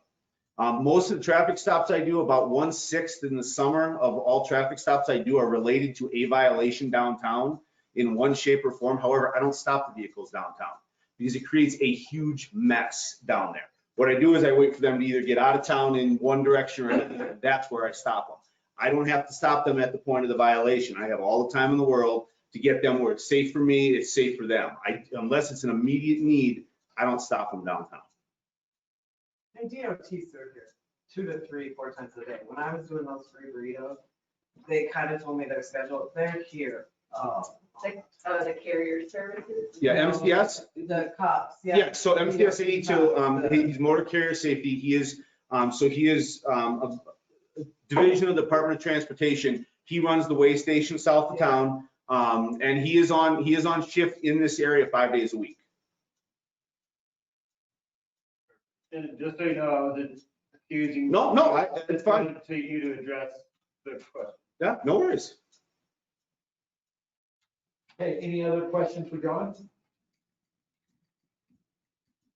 Okay, we'll move on to Public Works. So I was short employed today and we had a sewer problem, so Paul Bills wrote up a little bullet point for a report. And I actually haven't seen it, but I hope you have it. And if you have any questions, I'll answer. Just in case. Yes. Is the William Street one the one we had issues with before? No, it was on William Street, there was a big patch that needed to be done. And then on North Second, another big patch that, just some bad. Just some bad. Yeah, but that was from a water. Yeah, so actually water should pay for the, or actually sewer should pay for that. No, sewer and water. Okay, I just didn't want to know. I was just hoping it wasn't the same. No. Kelly, I was wondering, do we sometimes have clogs from people putting towels in or flushing towels or something? That's our biggest problem, and this particular problem comes from the nursing home most generally, sometimes maybe the hospital too, but most generally the nursing home is real easy to detect because their sewer comes right into a manhole. So we actually put a basket there and catch their towels, and we charge them. Like every once in a while, we'll charge them because it's a mess to clean Paper up. towels or big, Yeah, huge that's what I'm towels? Like what they call disposable wipes, So that's where my question is going here. like they're or flushable wipes and they're not. Do we, They're not flushable. Go ahead. should we do like a public information campaign to inform people around town not to flush Clorox wipes? Yeah, and I have that type of information, so that'd be easy enough to do. Especially now, it's even worse this year because more people are using those type of wipes. Yeah. And they just think, they say disposable and people just think you can throw them in the toilet. It doesn't work. They get down in our pumps. I think on this report, it should say that They're basically plastic. yeah, and they bind up the pumps, and then we have to tear those pumps apart to clean the stuff out of there, and it ain't just wipes, it's in. Is that what the is cleaning up? That's, Yeah. So I think, that's when you have the food smoothie. I don't know. Can you, is that the cutter? Is it cuts? It doesn't actually cut them though. These things are too smooth. They, Slide right through. yeah, and they just plug it up, and they plug up sewer lines too. They're just not meant to be, they don't dissolve. So I think the easiest and cheapest way to prevent this kind of thing, and it costs us a lot of money down the way, is that if we prevent people from doing it, and I think we should do some sort of public information campaign. Can you take your information, give it to John to put online to start with? Yeah, but that's. There we go. I knew we put it up at one point or another, so I here's. thought we did. Yeah, there you go. Try to put a screen for you guys. Let me share the screen to everybody here so anybody online can see Yeah, it. so we did do it one So time. can you bump that back up? Yeah, I can bump that back up. That's easy enough to And do. then we can, we'll put it, maybe, Now, can we do like a postcard? Is that what you're asking, like to all water and sewer services? And those are done. Yeah. Make sure it's on But also, biodegradable paper. not only those things, but like Q-tips, like the plastic ones, Those are bad. those are bad, and there's other things too. Oh, you wouldn't believe what we find in the sewer. Yeah. The good thing is we can keep it whatever we find. You got a wall of shame up down there, Kelly? So, yeah, so that was a good one. I'm glad you brought that up, John. That's a good one there. But the nursing home, they'll blame it on the residents.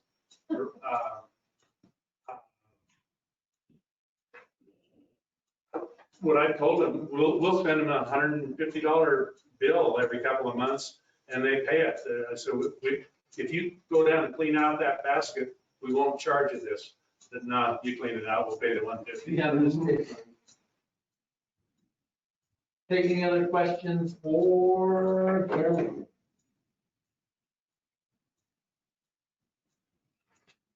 We do not have a zoning report. That's my bad. I didn't get hard up on that. I was like, didn't we request it last meeting? Did he start giving a report? We did, and I missed him, and he's, Joe's been doing court, and I just missed him, so I'll take it on that one. I'll work on getting that again too, on a more consistent basis. We're having more zoning issues as we're going along that needs clarification. One thing I will say, can you guys help me with the names on the fence thing, Kelly? So we had to, It was at the end of East Hubel Street. Yes. Yes. Thank you. It's the first one I've ever had to do. We had to rescind a permit because the guy built the fence over a public access and Art did not have the proper information on that. So we went ahead and rescinded his permit and had to have him tear it down. That was one thing that. Yeah, and I'll add to that. It was definitely not Art's fault. The guy he gave the permit to, I was down there with him. He takes me with him a lot of times to find the property pins, and the property pins were there. But what the information the person did give us was that there was easement there, and roadway easement to the public. It was very clear once we seen it, and that's why we had to rescind the permit. But it definitely wasn't Art's fault. I think that goes back to, with Art, I know he likes to, save people money and not require a survey, but maybe we should look at that you have to provide a survey and title, or we have to have maybe an attorney look at our form and have some sort of clause that says you are not building over an easement or something, and if you unknowingly do, we still have the right to rescind the permit and remove.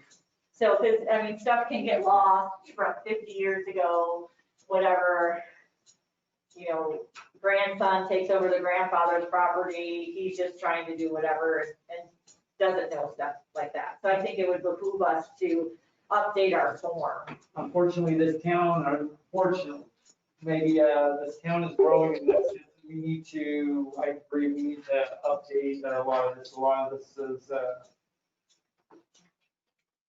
And maybe there might be a way for us to do, to streamline the process for people to and do some kind of online submittal in that capacity too. And the big problem there is the fee for a fence permit is only $25.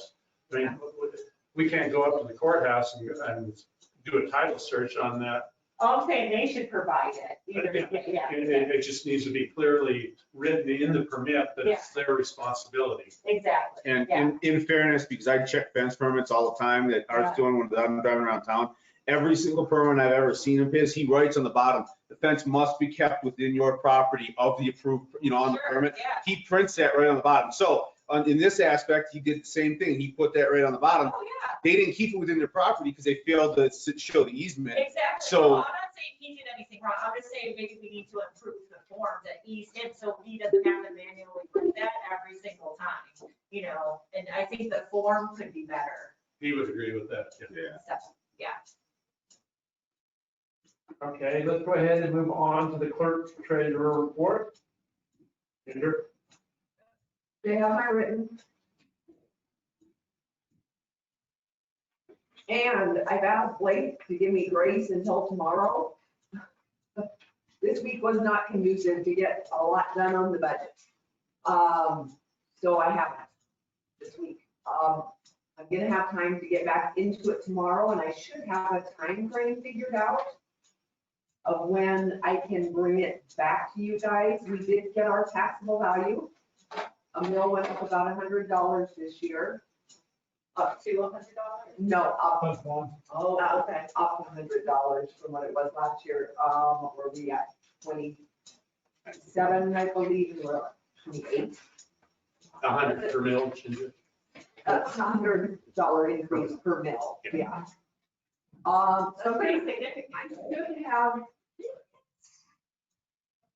Your report was 80 something. I mean, we haven't seen a huge jump, but okay, Lake's obviously going to go down.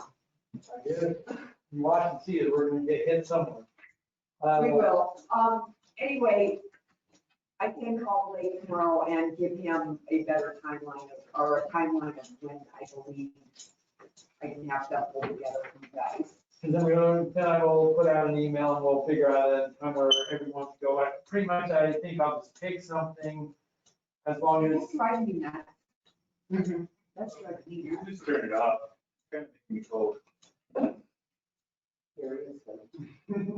One thing I'll ask, is there any times where you cannot be here? 9 to 4:30. Well, I mean, in a day, I know we'll obviously have them in the evening. Corey, you're not gonna be riding across Vietnam anywhere? Okay. Lisa, are you free up for the most part? I'm not aware of anything there's today. I'm not really sure until she tells me exactly what we can do. I'm just making sure. I'm pretty sure it won't happen from the 24th to the 28th though, because John will be out training, so he's the one that runs all of our electronics that way. So I'm gonna go ahead and say it's not gonna be that big deal, but that's why I was asking everyone if there was anything. John? I'm good. Okay, Emil? Do we need electronics yet? The public meeting. Yeah, okay, work session, but, okay. Like if I can have something pulled together by next Friday, if I can try.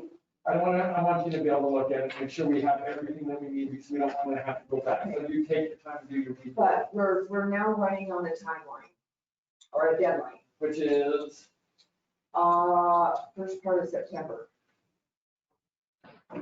Like the 10th, do you have a grace period or not? remember she just said right there, either the first or the third. Anyone have any preferences? What I'd like to do is I'd like Ginger to be able to get it put together, then give you guys an opportunity to look at it, and then you can help formulate some questions, and then we can come back in and have a productive work session. If you set the meeting for the first, okay, but where's Labor Day? That's, okay. So yes, if you set the meeting for the first, I can get everything that I have done out to them. I can get it out to them. Right. Yeah, and then they can look at it and ask questions, and like I said, I'd rather have a productive meeting, and then we can have the end running. What works better for everyone, Tuesday, Thursday? Tuesday. Either one. Sure, I'm either. Tuesday. Tuesday, okay, so we'll first tentatively set it for the 1st of September. 1st of September. Budget meeting. What time work meeting? Yeah, probably 6-ish. 6-ish. I don't know if that's an actual time or not, but. Okay. I'm gonna probably start firing different reports out to you guys as I get them completed. Can I be a pain in the butt? Can you print mine for me? You bet. So then I can just pick them up. Email stuff doesn't work for me. And I don't have a big computer. Yeah, and I don't have a printer. No, printing is, you bet. Anything else, you guys, at this time? No, Done? thank you. Thank you so much. Okay, we'll go to the mayor report. This is gonna be short and sweet. We've obviously had the safety program that's been taking up my last week or so, talking with people. We also had the Baldy fire, so I was still incapacitated there because we at the store helped with the lunches and the breakfast, and we were running 120 of each of those. It takes a lot of time, but fortunately they seem to have gotten that under control. There was a FWP meeting today with petitions regarding the regulations of the Madison again. I think we need to probably put that on the agenda and actually have a discussion about that. I know we stayed away, but I'm a little bit worried about them not putting in the economic impact of limiting commercial fishermen in this town. It's a big deal. It could drive a big deal. They also are not addressing the non-commercial. Just for a quick thing, the guided outfitters are 11% of the users on the river. The non-commercial are 89%, and they're not doing that. And without them actually focusing on the entire use of the river, this project is really, it's going to hurt our economic side of this. And they've also not touched the threshold. So they've got 3 real important components that they have not addressed. They've got tons of data that touches none of that. And they seem to not care about the economic impact that limiting guided fishing in this town is. It's a very big deal.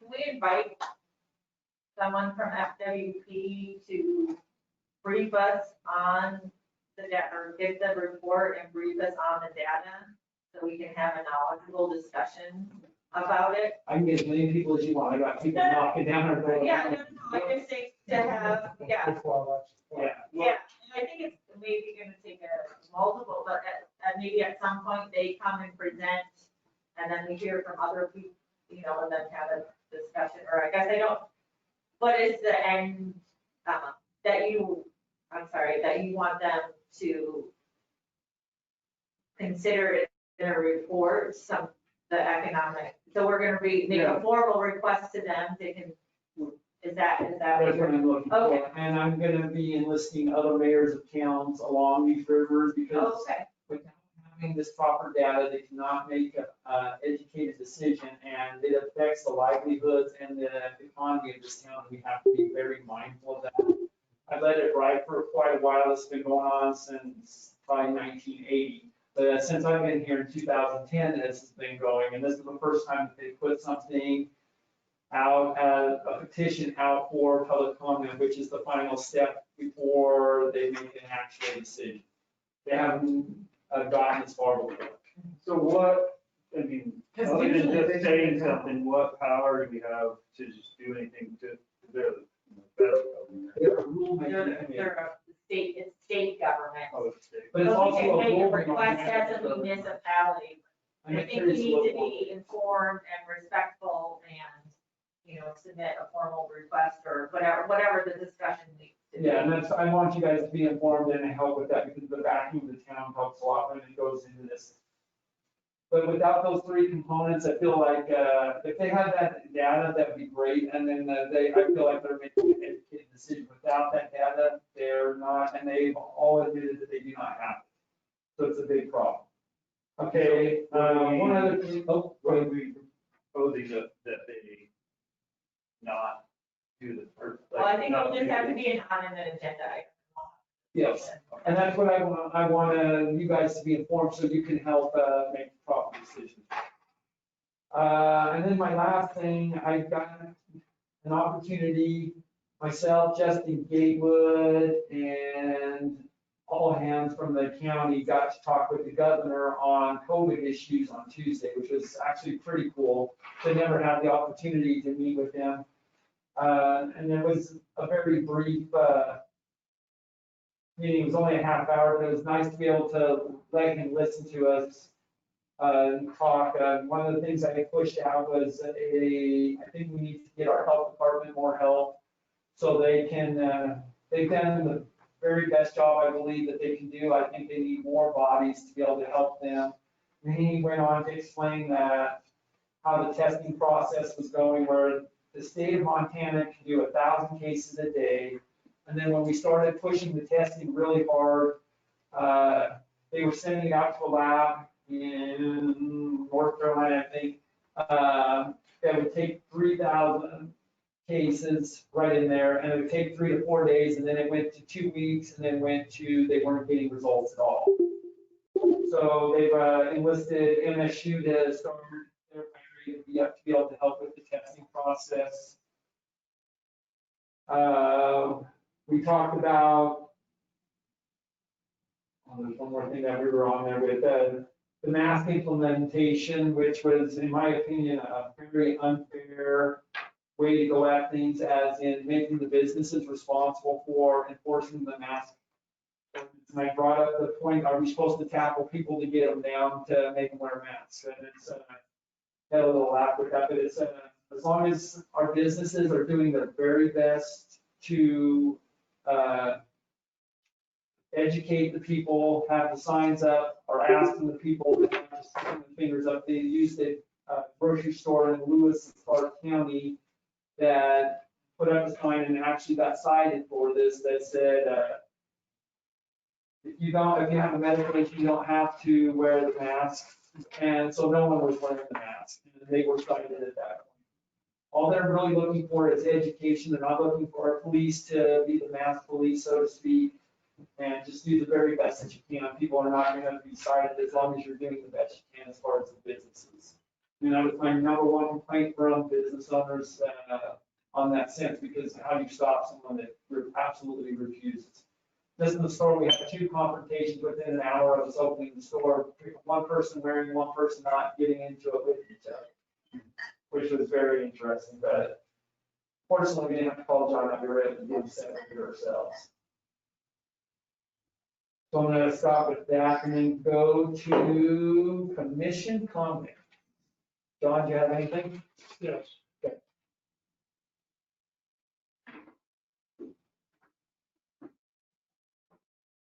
I'll address this to you, Lisa. Okay. I think you really overstepped your boundaries when you paid that bill. And I refused to sign those claims because it was not a item that we had in our budget. I do want you to be paid. I would never deny you that. But I feel that once the budget's done and it's not in there and can be in there, then we should pay you then and not before. And you should have never, ever used your money to pay a town bill, period. Can I address? Are your comments complete, or can I? Well, Would you have anything more to say, and then can I address that? Sure, in my comment. First off, I know there's been a lot of controversy around this project. I did not mean to overstep my bounds on that. So on June 25th, we were in a preliminary budget meeting. We came to a consensus as a group that said we were going to contribute $7,000 to this project. And so that's when materials were, so that was June 25th. We did not order any materials until we had approval from MDT, because I thought it would be silly to get materials ready if MDT was not going to allow the permit. And so MDT did approve the permit. And then that is when we started looking into and ordering and sourcing materials. Kelly helped me looking, because we were trying to get the best price for the materials. And being that with COVID, some manufacturers were behind. So we came up with a date of when we actually had to have them come in and ordered and ready to go to make sure they got here on time. That day, I believe Kelly was in Sheridan, helping assist at the cemetery. And he wasn't able to make, it was an online order, and he wasn't able to make that order. And so I said, okay, I'll provide my credit card, because I had done that in the past when I've gone on travel, like when we've gone to Montana League of Cities and Towns. I've paid for my hotel room. Sometimes I've paid for my registration fees, and I've been reimbursed. And so in my mind, ordering those supplies was the same thing to me. I didn't see it as an overstepping of our bounds, because I was going by our consensus on June 25th that we delineated the money then. We came to a consensus, we were gonna spend this money. So I thought, so I didn't think it was anything different than travel. And so when the process was that we could order stuff locally, like we ordered the paints and stuff from the lumber yard, they were invoiced directly. It was only because I had to order stuff online, and I don't have a town credit card. And so, and I can't remember what time, and I didn't want to bother Ginger. I didn't think it was appropriate to get Ginger's town credit card to do that. So, and I had known what the specifications of that order was, because we had looked at several different models of delineators, and I didn't want, a mix up to happen. We had this very specific one, and so that we, and to order. So that's why I used my credit card. It wasn't some nefarious thing to front this money anything like that at all. So that was the reason why. Money was. The money was budgeted, so just like, Yeah, we talked about putting it in the budget at the budget meeting, but it's not budgeted yet. And we never actually voted on this. The consensus thing, I was under the understanding that this was bump outs and like 5 parking slots. We got the plans on that stuff like July 9th, but it was on the agenda, but we never approved the plans that are there now. The mayor already signed the permit on that. I don't know if everybody's on board that they would have approved what happened downtown. Is where I'm coming from on this sure, thing. sure, can I? In June 25th, it was bump outs and Main Street crosswalk improvement and safety. And those were the materials that were needed for the bump outs and crosswalk and safety. And I, in my head, thought it was like bump outs and like parking spots. We didn't have the actual plans that are there now that are in place. We got those on July 9th, the day of the meeting, and we never voted on those. We never were asked about them. I wasn't included in your meetings or you said, hey, we're doing this Tuesday, just so you know, we're installing that. We never actually saw those plans and voted on those plans and said, this is okay. I was under a different assumption that it was something different. Okay, and I apologize. That's truly noted, thank you. Yeah, so what's great about this. So that's why I don't think the money thing is totally fair either, to say we were all on board and we voted for it. We didn't really I vote for it. didn't say we And voted. 2 different plans kind of happened. We said we would contribute $7,000 to that. To the. And I guess I was under the assumption too, and this is me being new, but this demonstration project has a future with the Main Street project and everything you're working on. So now I'm a little scared at what you barely touched on it in the July 9th meeting. You said you needed volunteers, you said a couple things, but it was already approved and done. We got no say in this. This is a test project. If this was going through. But it's a test project, but there's a future to it. There can be a future. There isn't until we gather the data. And the test was set up so we can gather the data. We're not going to go into the meat and bones of this thing. This is a test project right now. You have not voted on anything. And before anything is getting voted on, the public will be informed and brought in. But to set up the test and get it going, we didn't need to go through all the steps. We didn't need to notify the public at all about 15 parking spots and this. When we did that's when I sent the audit results and said, what's good about this project is that it's temporary and we can adjust it. So. Well, you told me you were taking the fire truck to make sure he could make all the turns, and the fire truck told me he couldn't, and yet everything is the way it is. No, so they adjusted those. So, if you talk to Danae, she looked up the turn radius, for instance, on the fire truck. The manual on the internet said it was not, had a turn radius of 19 feet. They set the cones at 25 feet. And that's when he first tested it, and then they backed it up even further. So they did adjust it. I have 4 trucks a week, delivery trucks. Sure. They cannot navigate town right now, and they feel like they're gonna get in trouble for not navigating. No, so we can adjust, we can take the input that we did today and we can adjust it. Like I've heard, down by IGA, they can't make that turn. So let's work with Matthew and Danae and adjust. But we have till October 9th of people hitting the buttons. We can move them right now, is what she's saying. We can make adjustments. Yeah, that's what I'm saying. We can make adjustments in real time.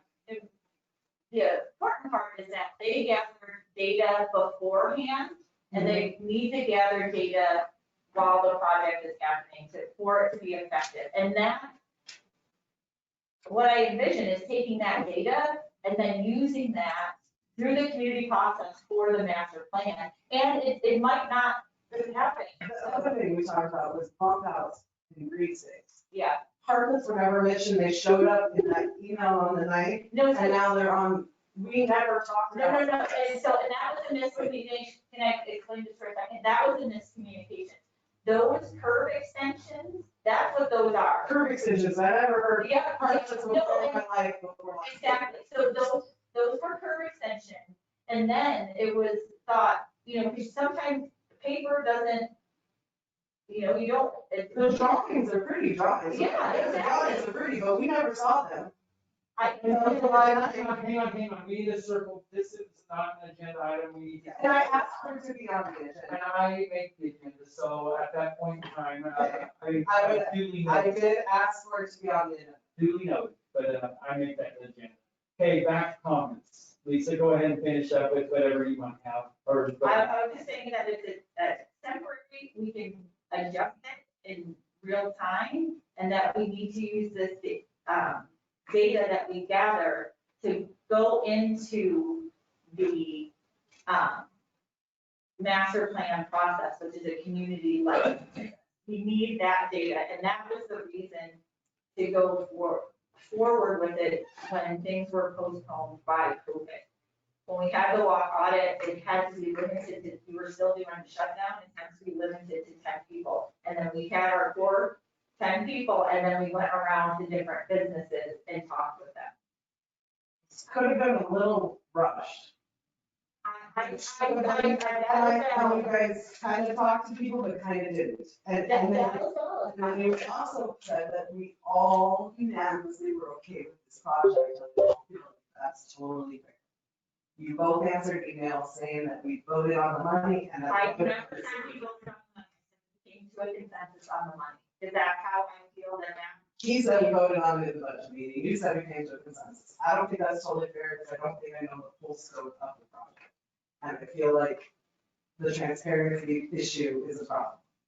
I felt the same other areas. I'm voicing my opinion. This is totally fair. If you're a commissioner, you can get any information you want. And we talked about this. When we got the information on July 9th, the mayor had already signed. When I got the plans for downtown, he had already signed the permit. I don't know when I was asked for a comment.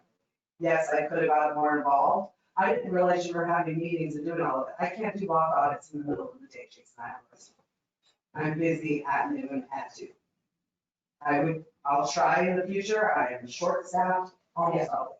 And that is it. Your point is that it was rushed. And the reason it was due to COVID restriction and the other part is that if we had waited a whole nother year, then we would have had to wait a whole nother year for the master plan process.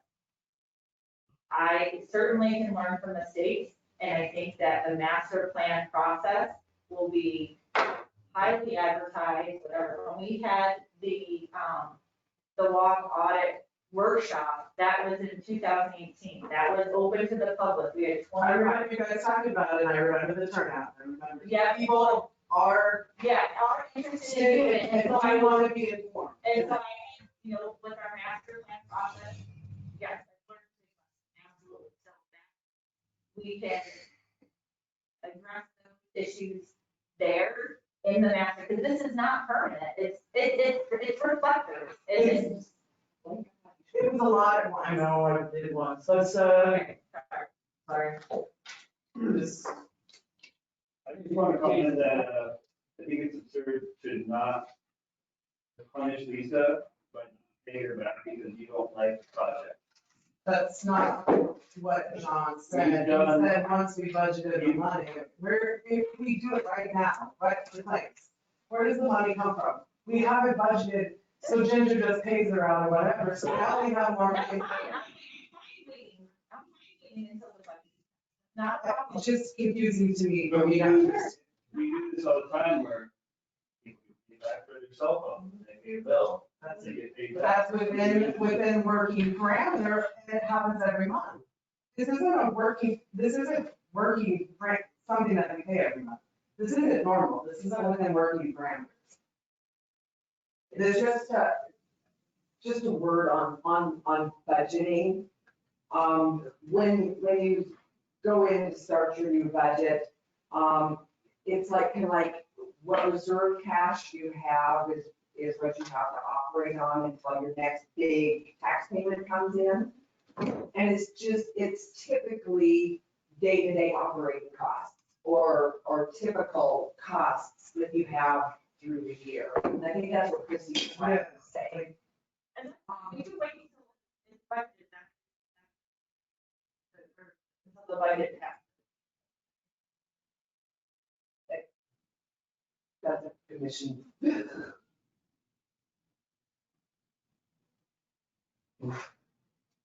I think that, I don't think it's right that we make her wait for that. We have the money in the budget there to do it. And that's what we were told when we all talked about approving and coming to a consensus about, we knew we had the money in the budget where the $7,000 was spent. But we have money in our current budget right now that we could, that we have to use.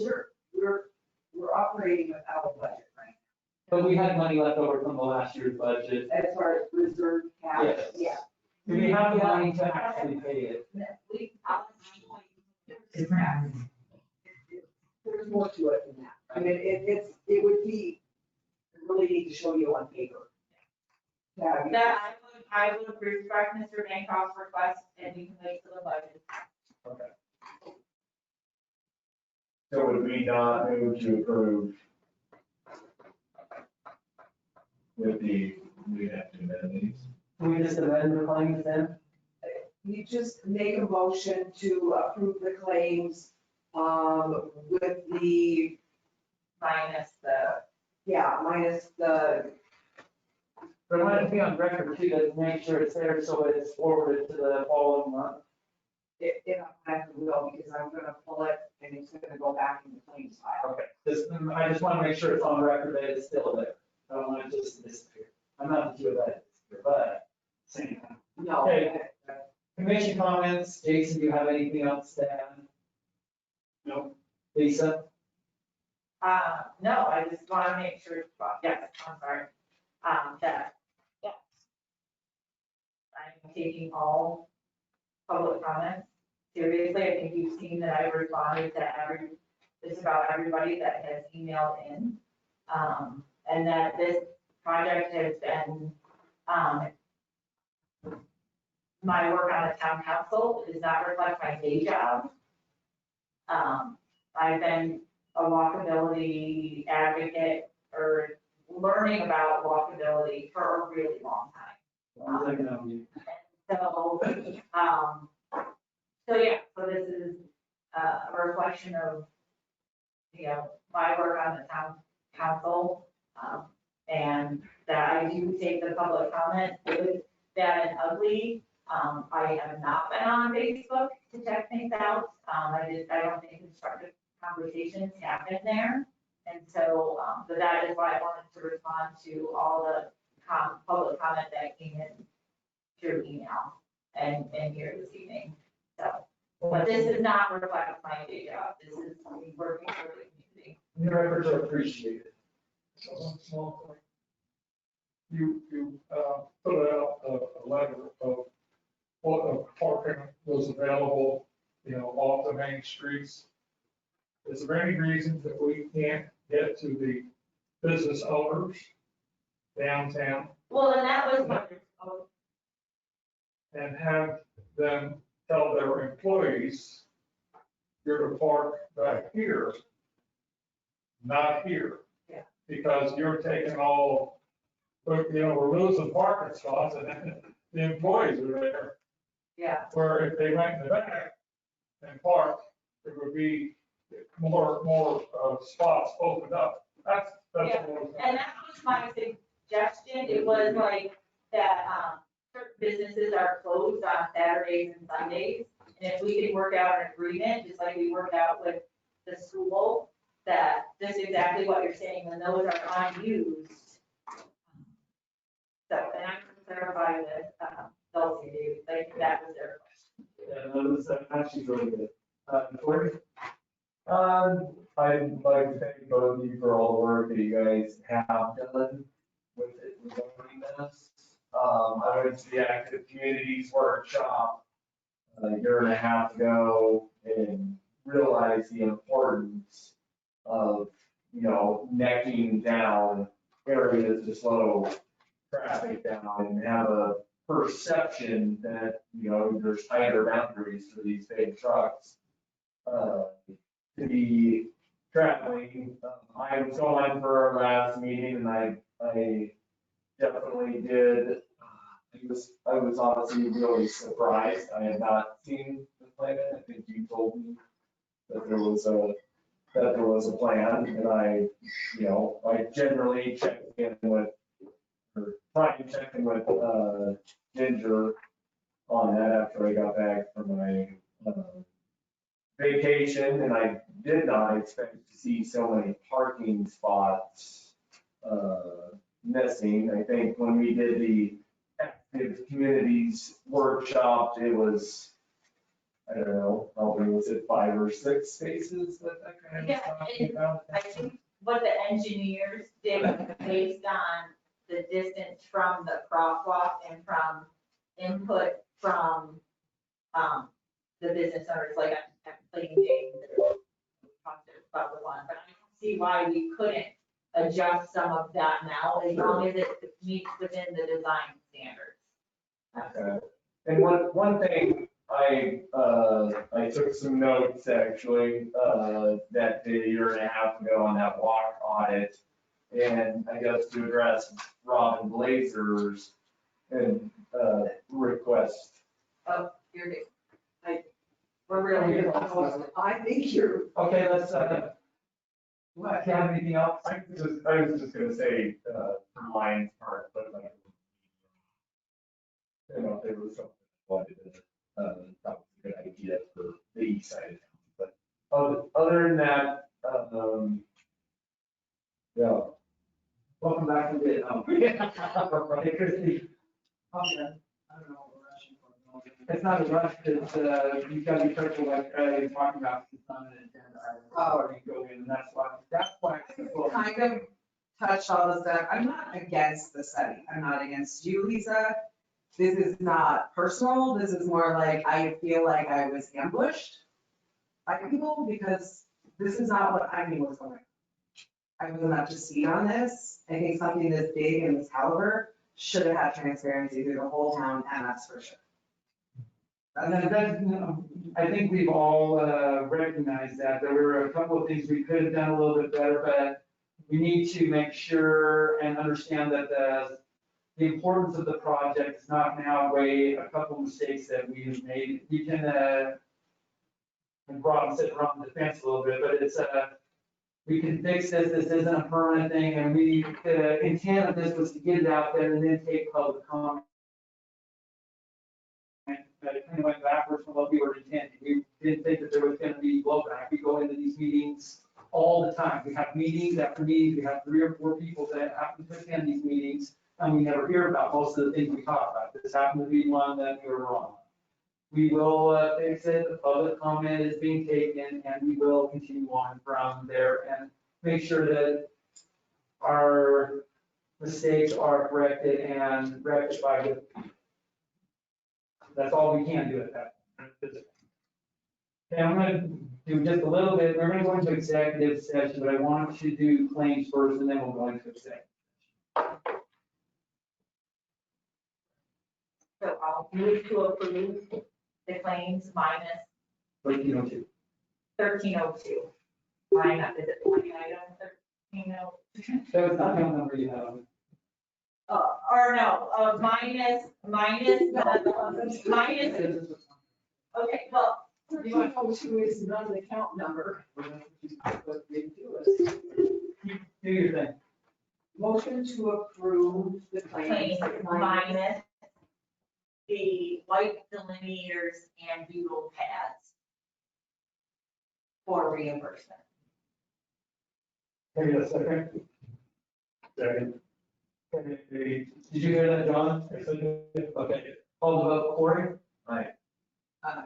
Aye. Aye. Okay. Now we will go into executive You need to say why you're going into executive session before I shut this off. for litigation on the Armitage Alley. Thank you. Thank you for, I can call the other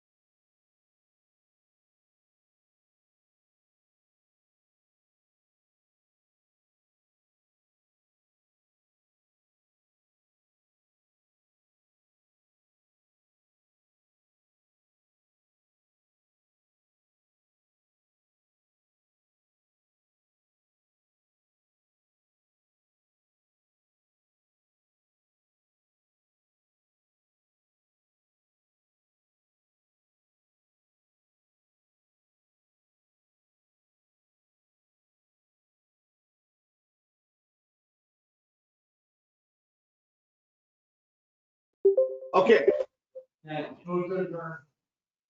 Second. Call the vote, where are we at, Chrissy? Aye. Aye.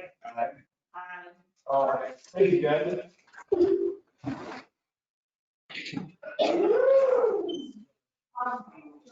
yes, yes, John.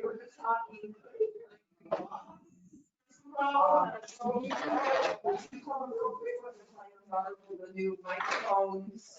I'm sorry. Yeah, so, once the budget gets approved, the court has microphones planned. You can shut up, I don't care. So the court has microphones planned for all the tables and everything. That's was part of Art's technology budget for the court. So we'll be adding microphones for everybody. I can't turn it up any louder. What about, they'll be here at the next meeting? Once budget's approved, that's when I can order the stuff. What about buying a longer cord for this? Again, I gotta wait for the budget to be approved. It's a regular, it's an expense. I don't.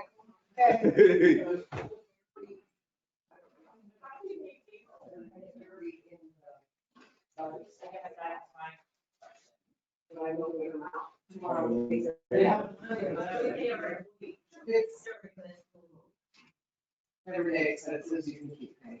Oh. We have time to stop in the morning. I just,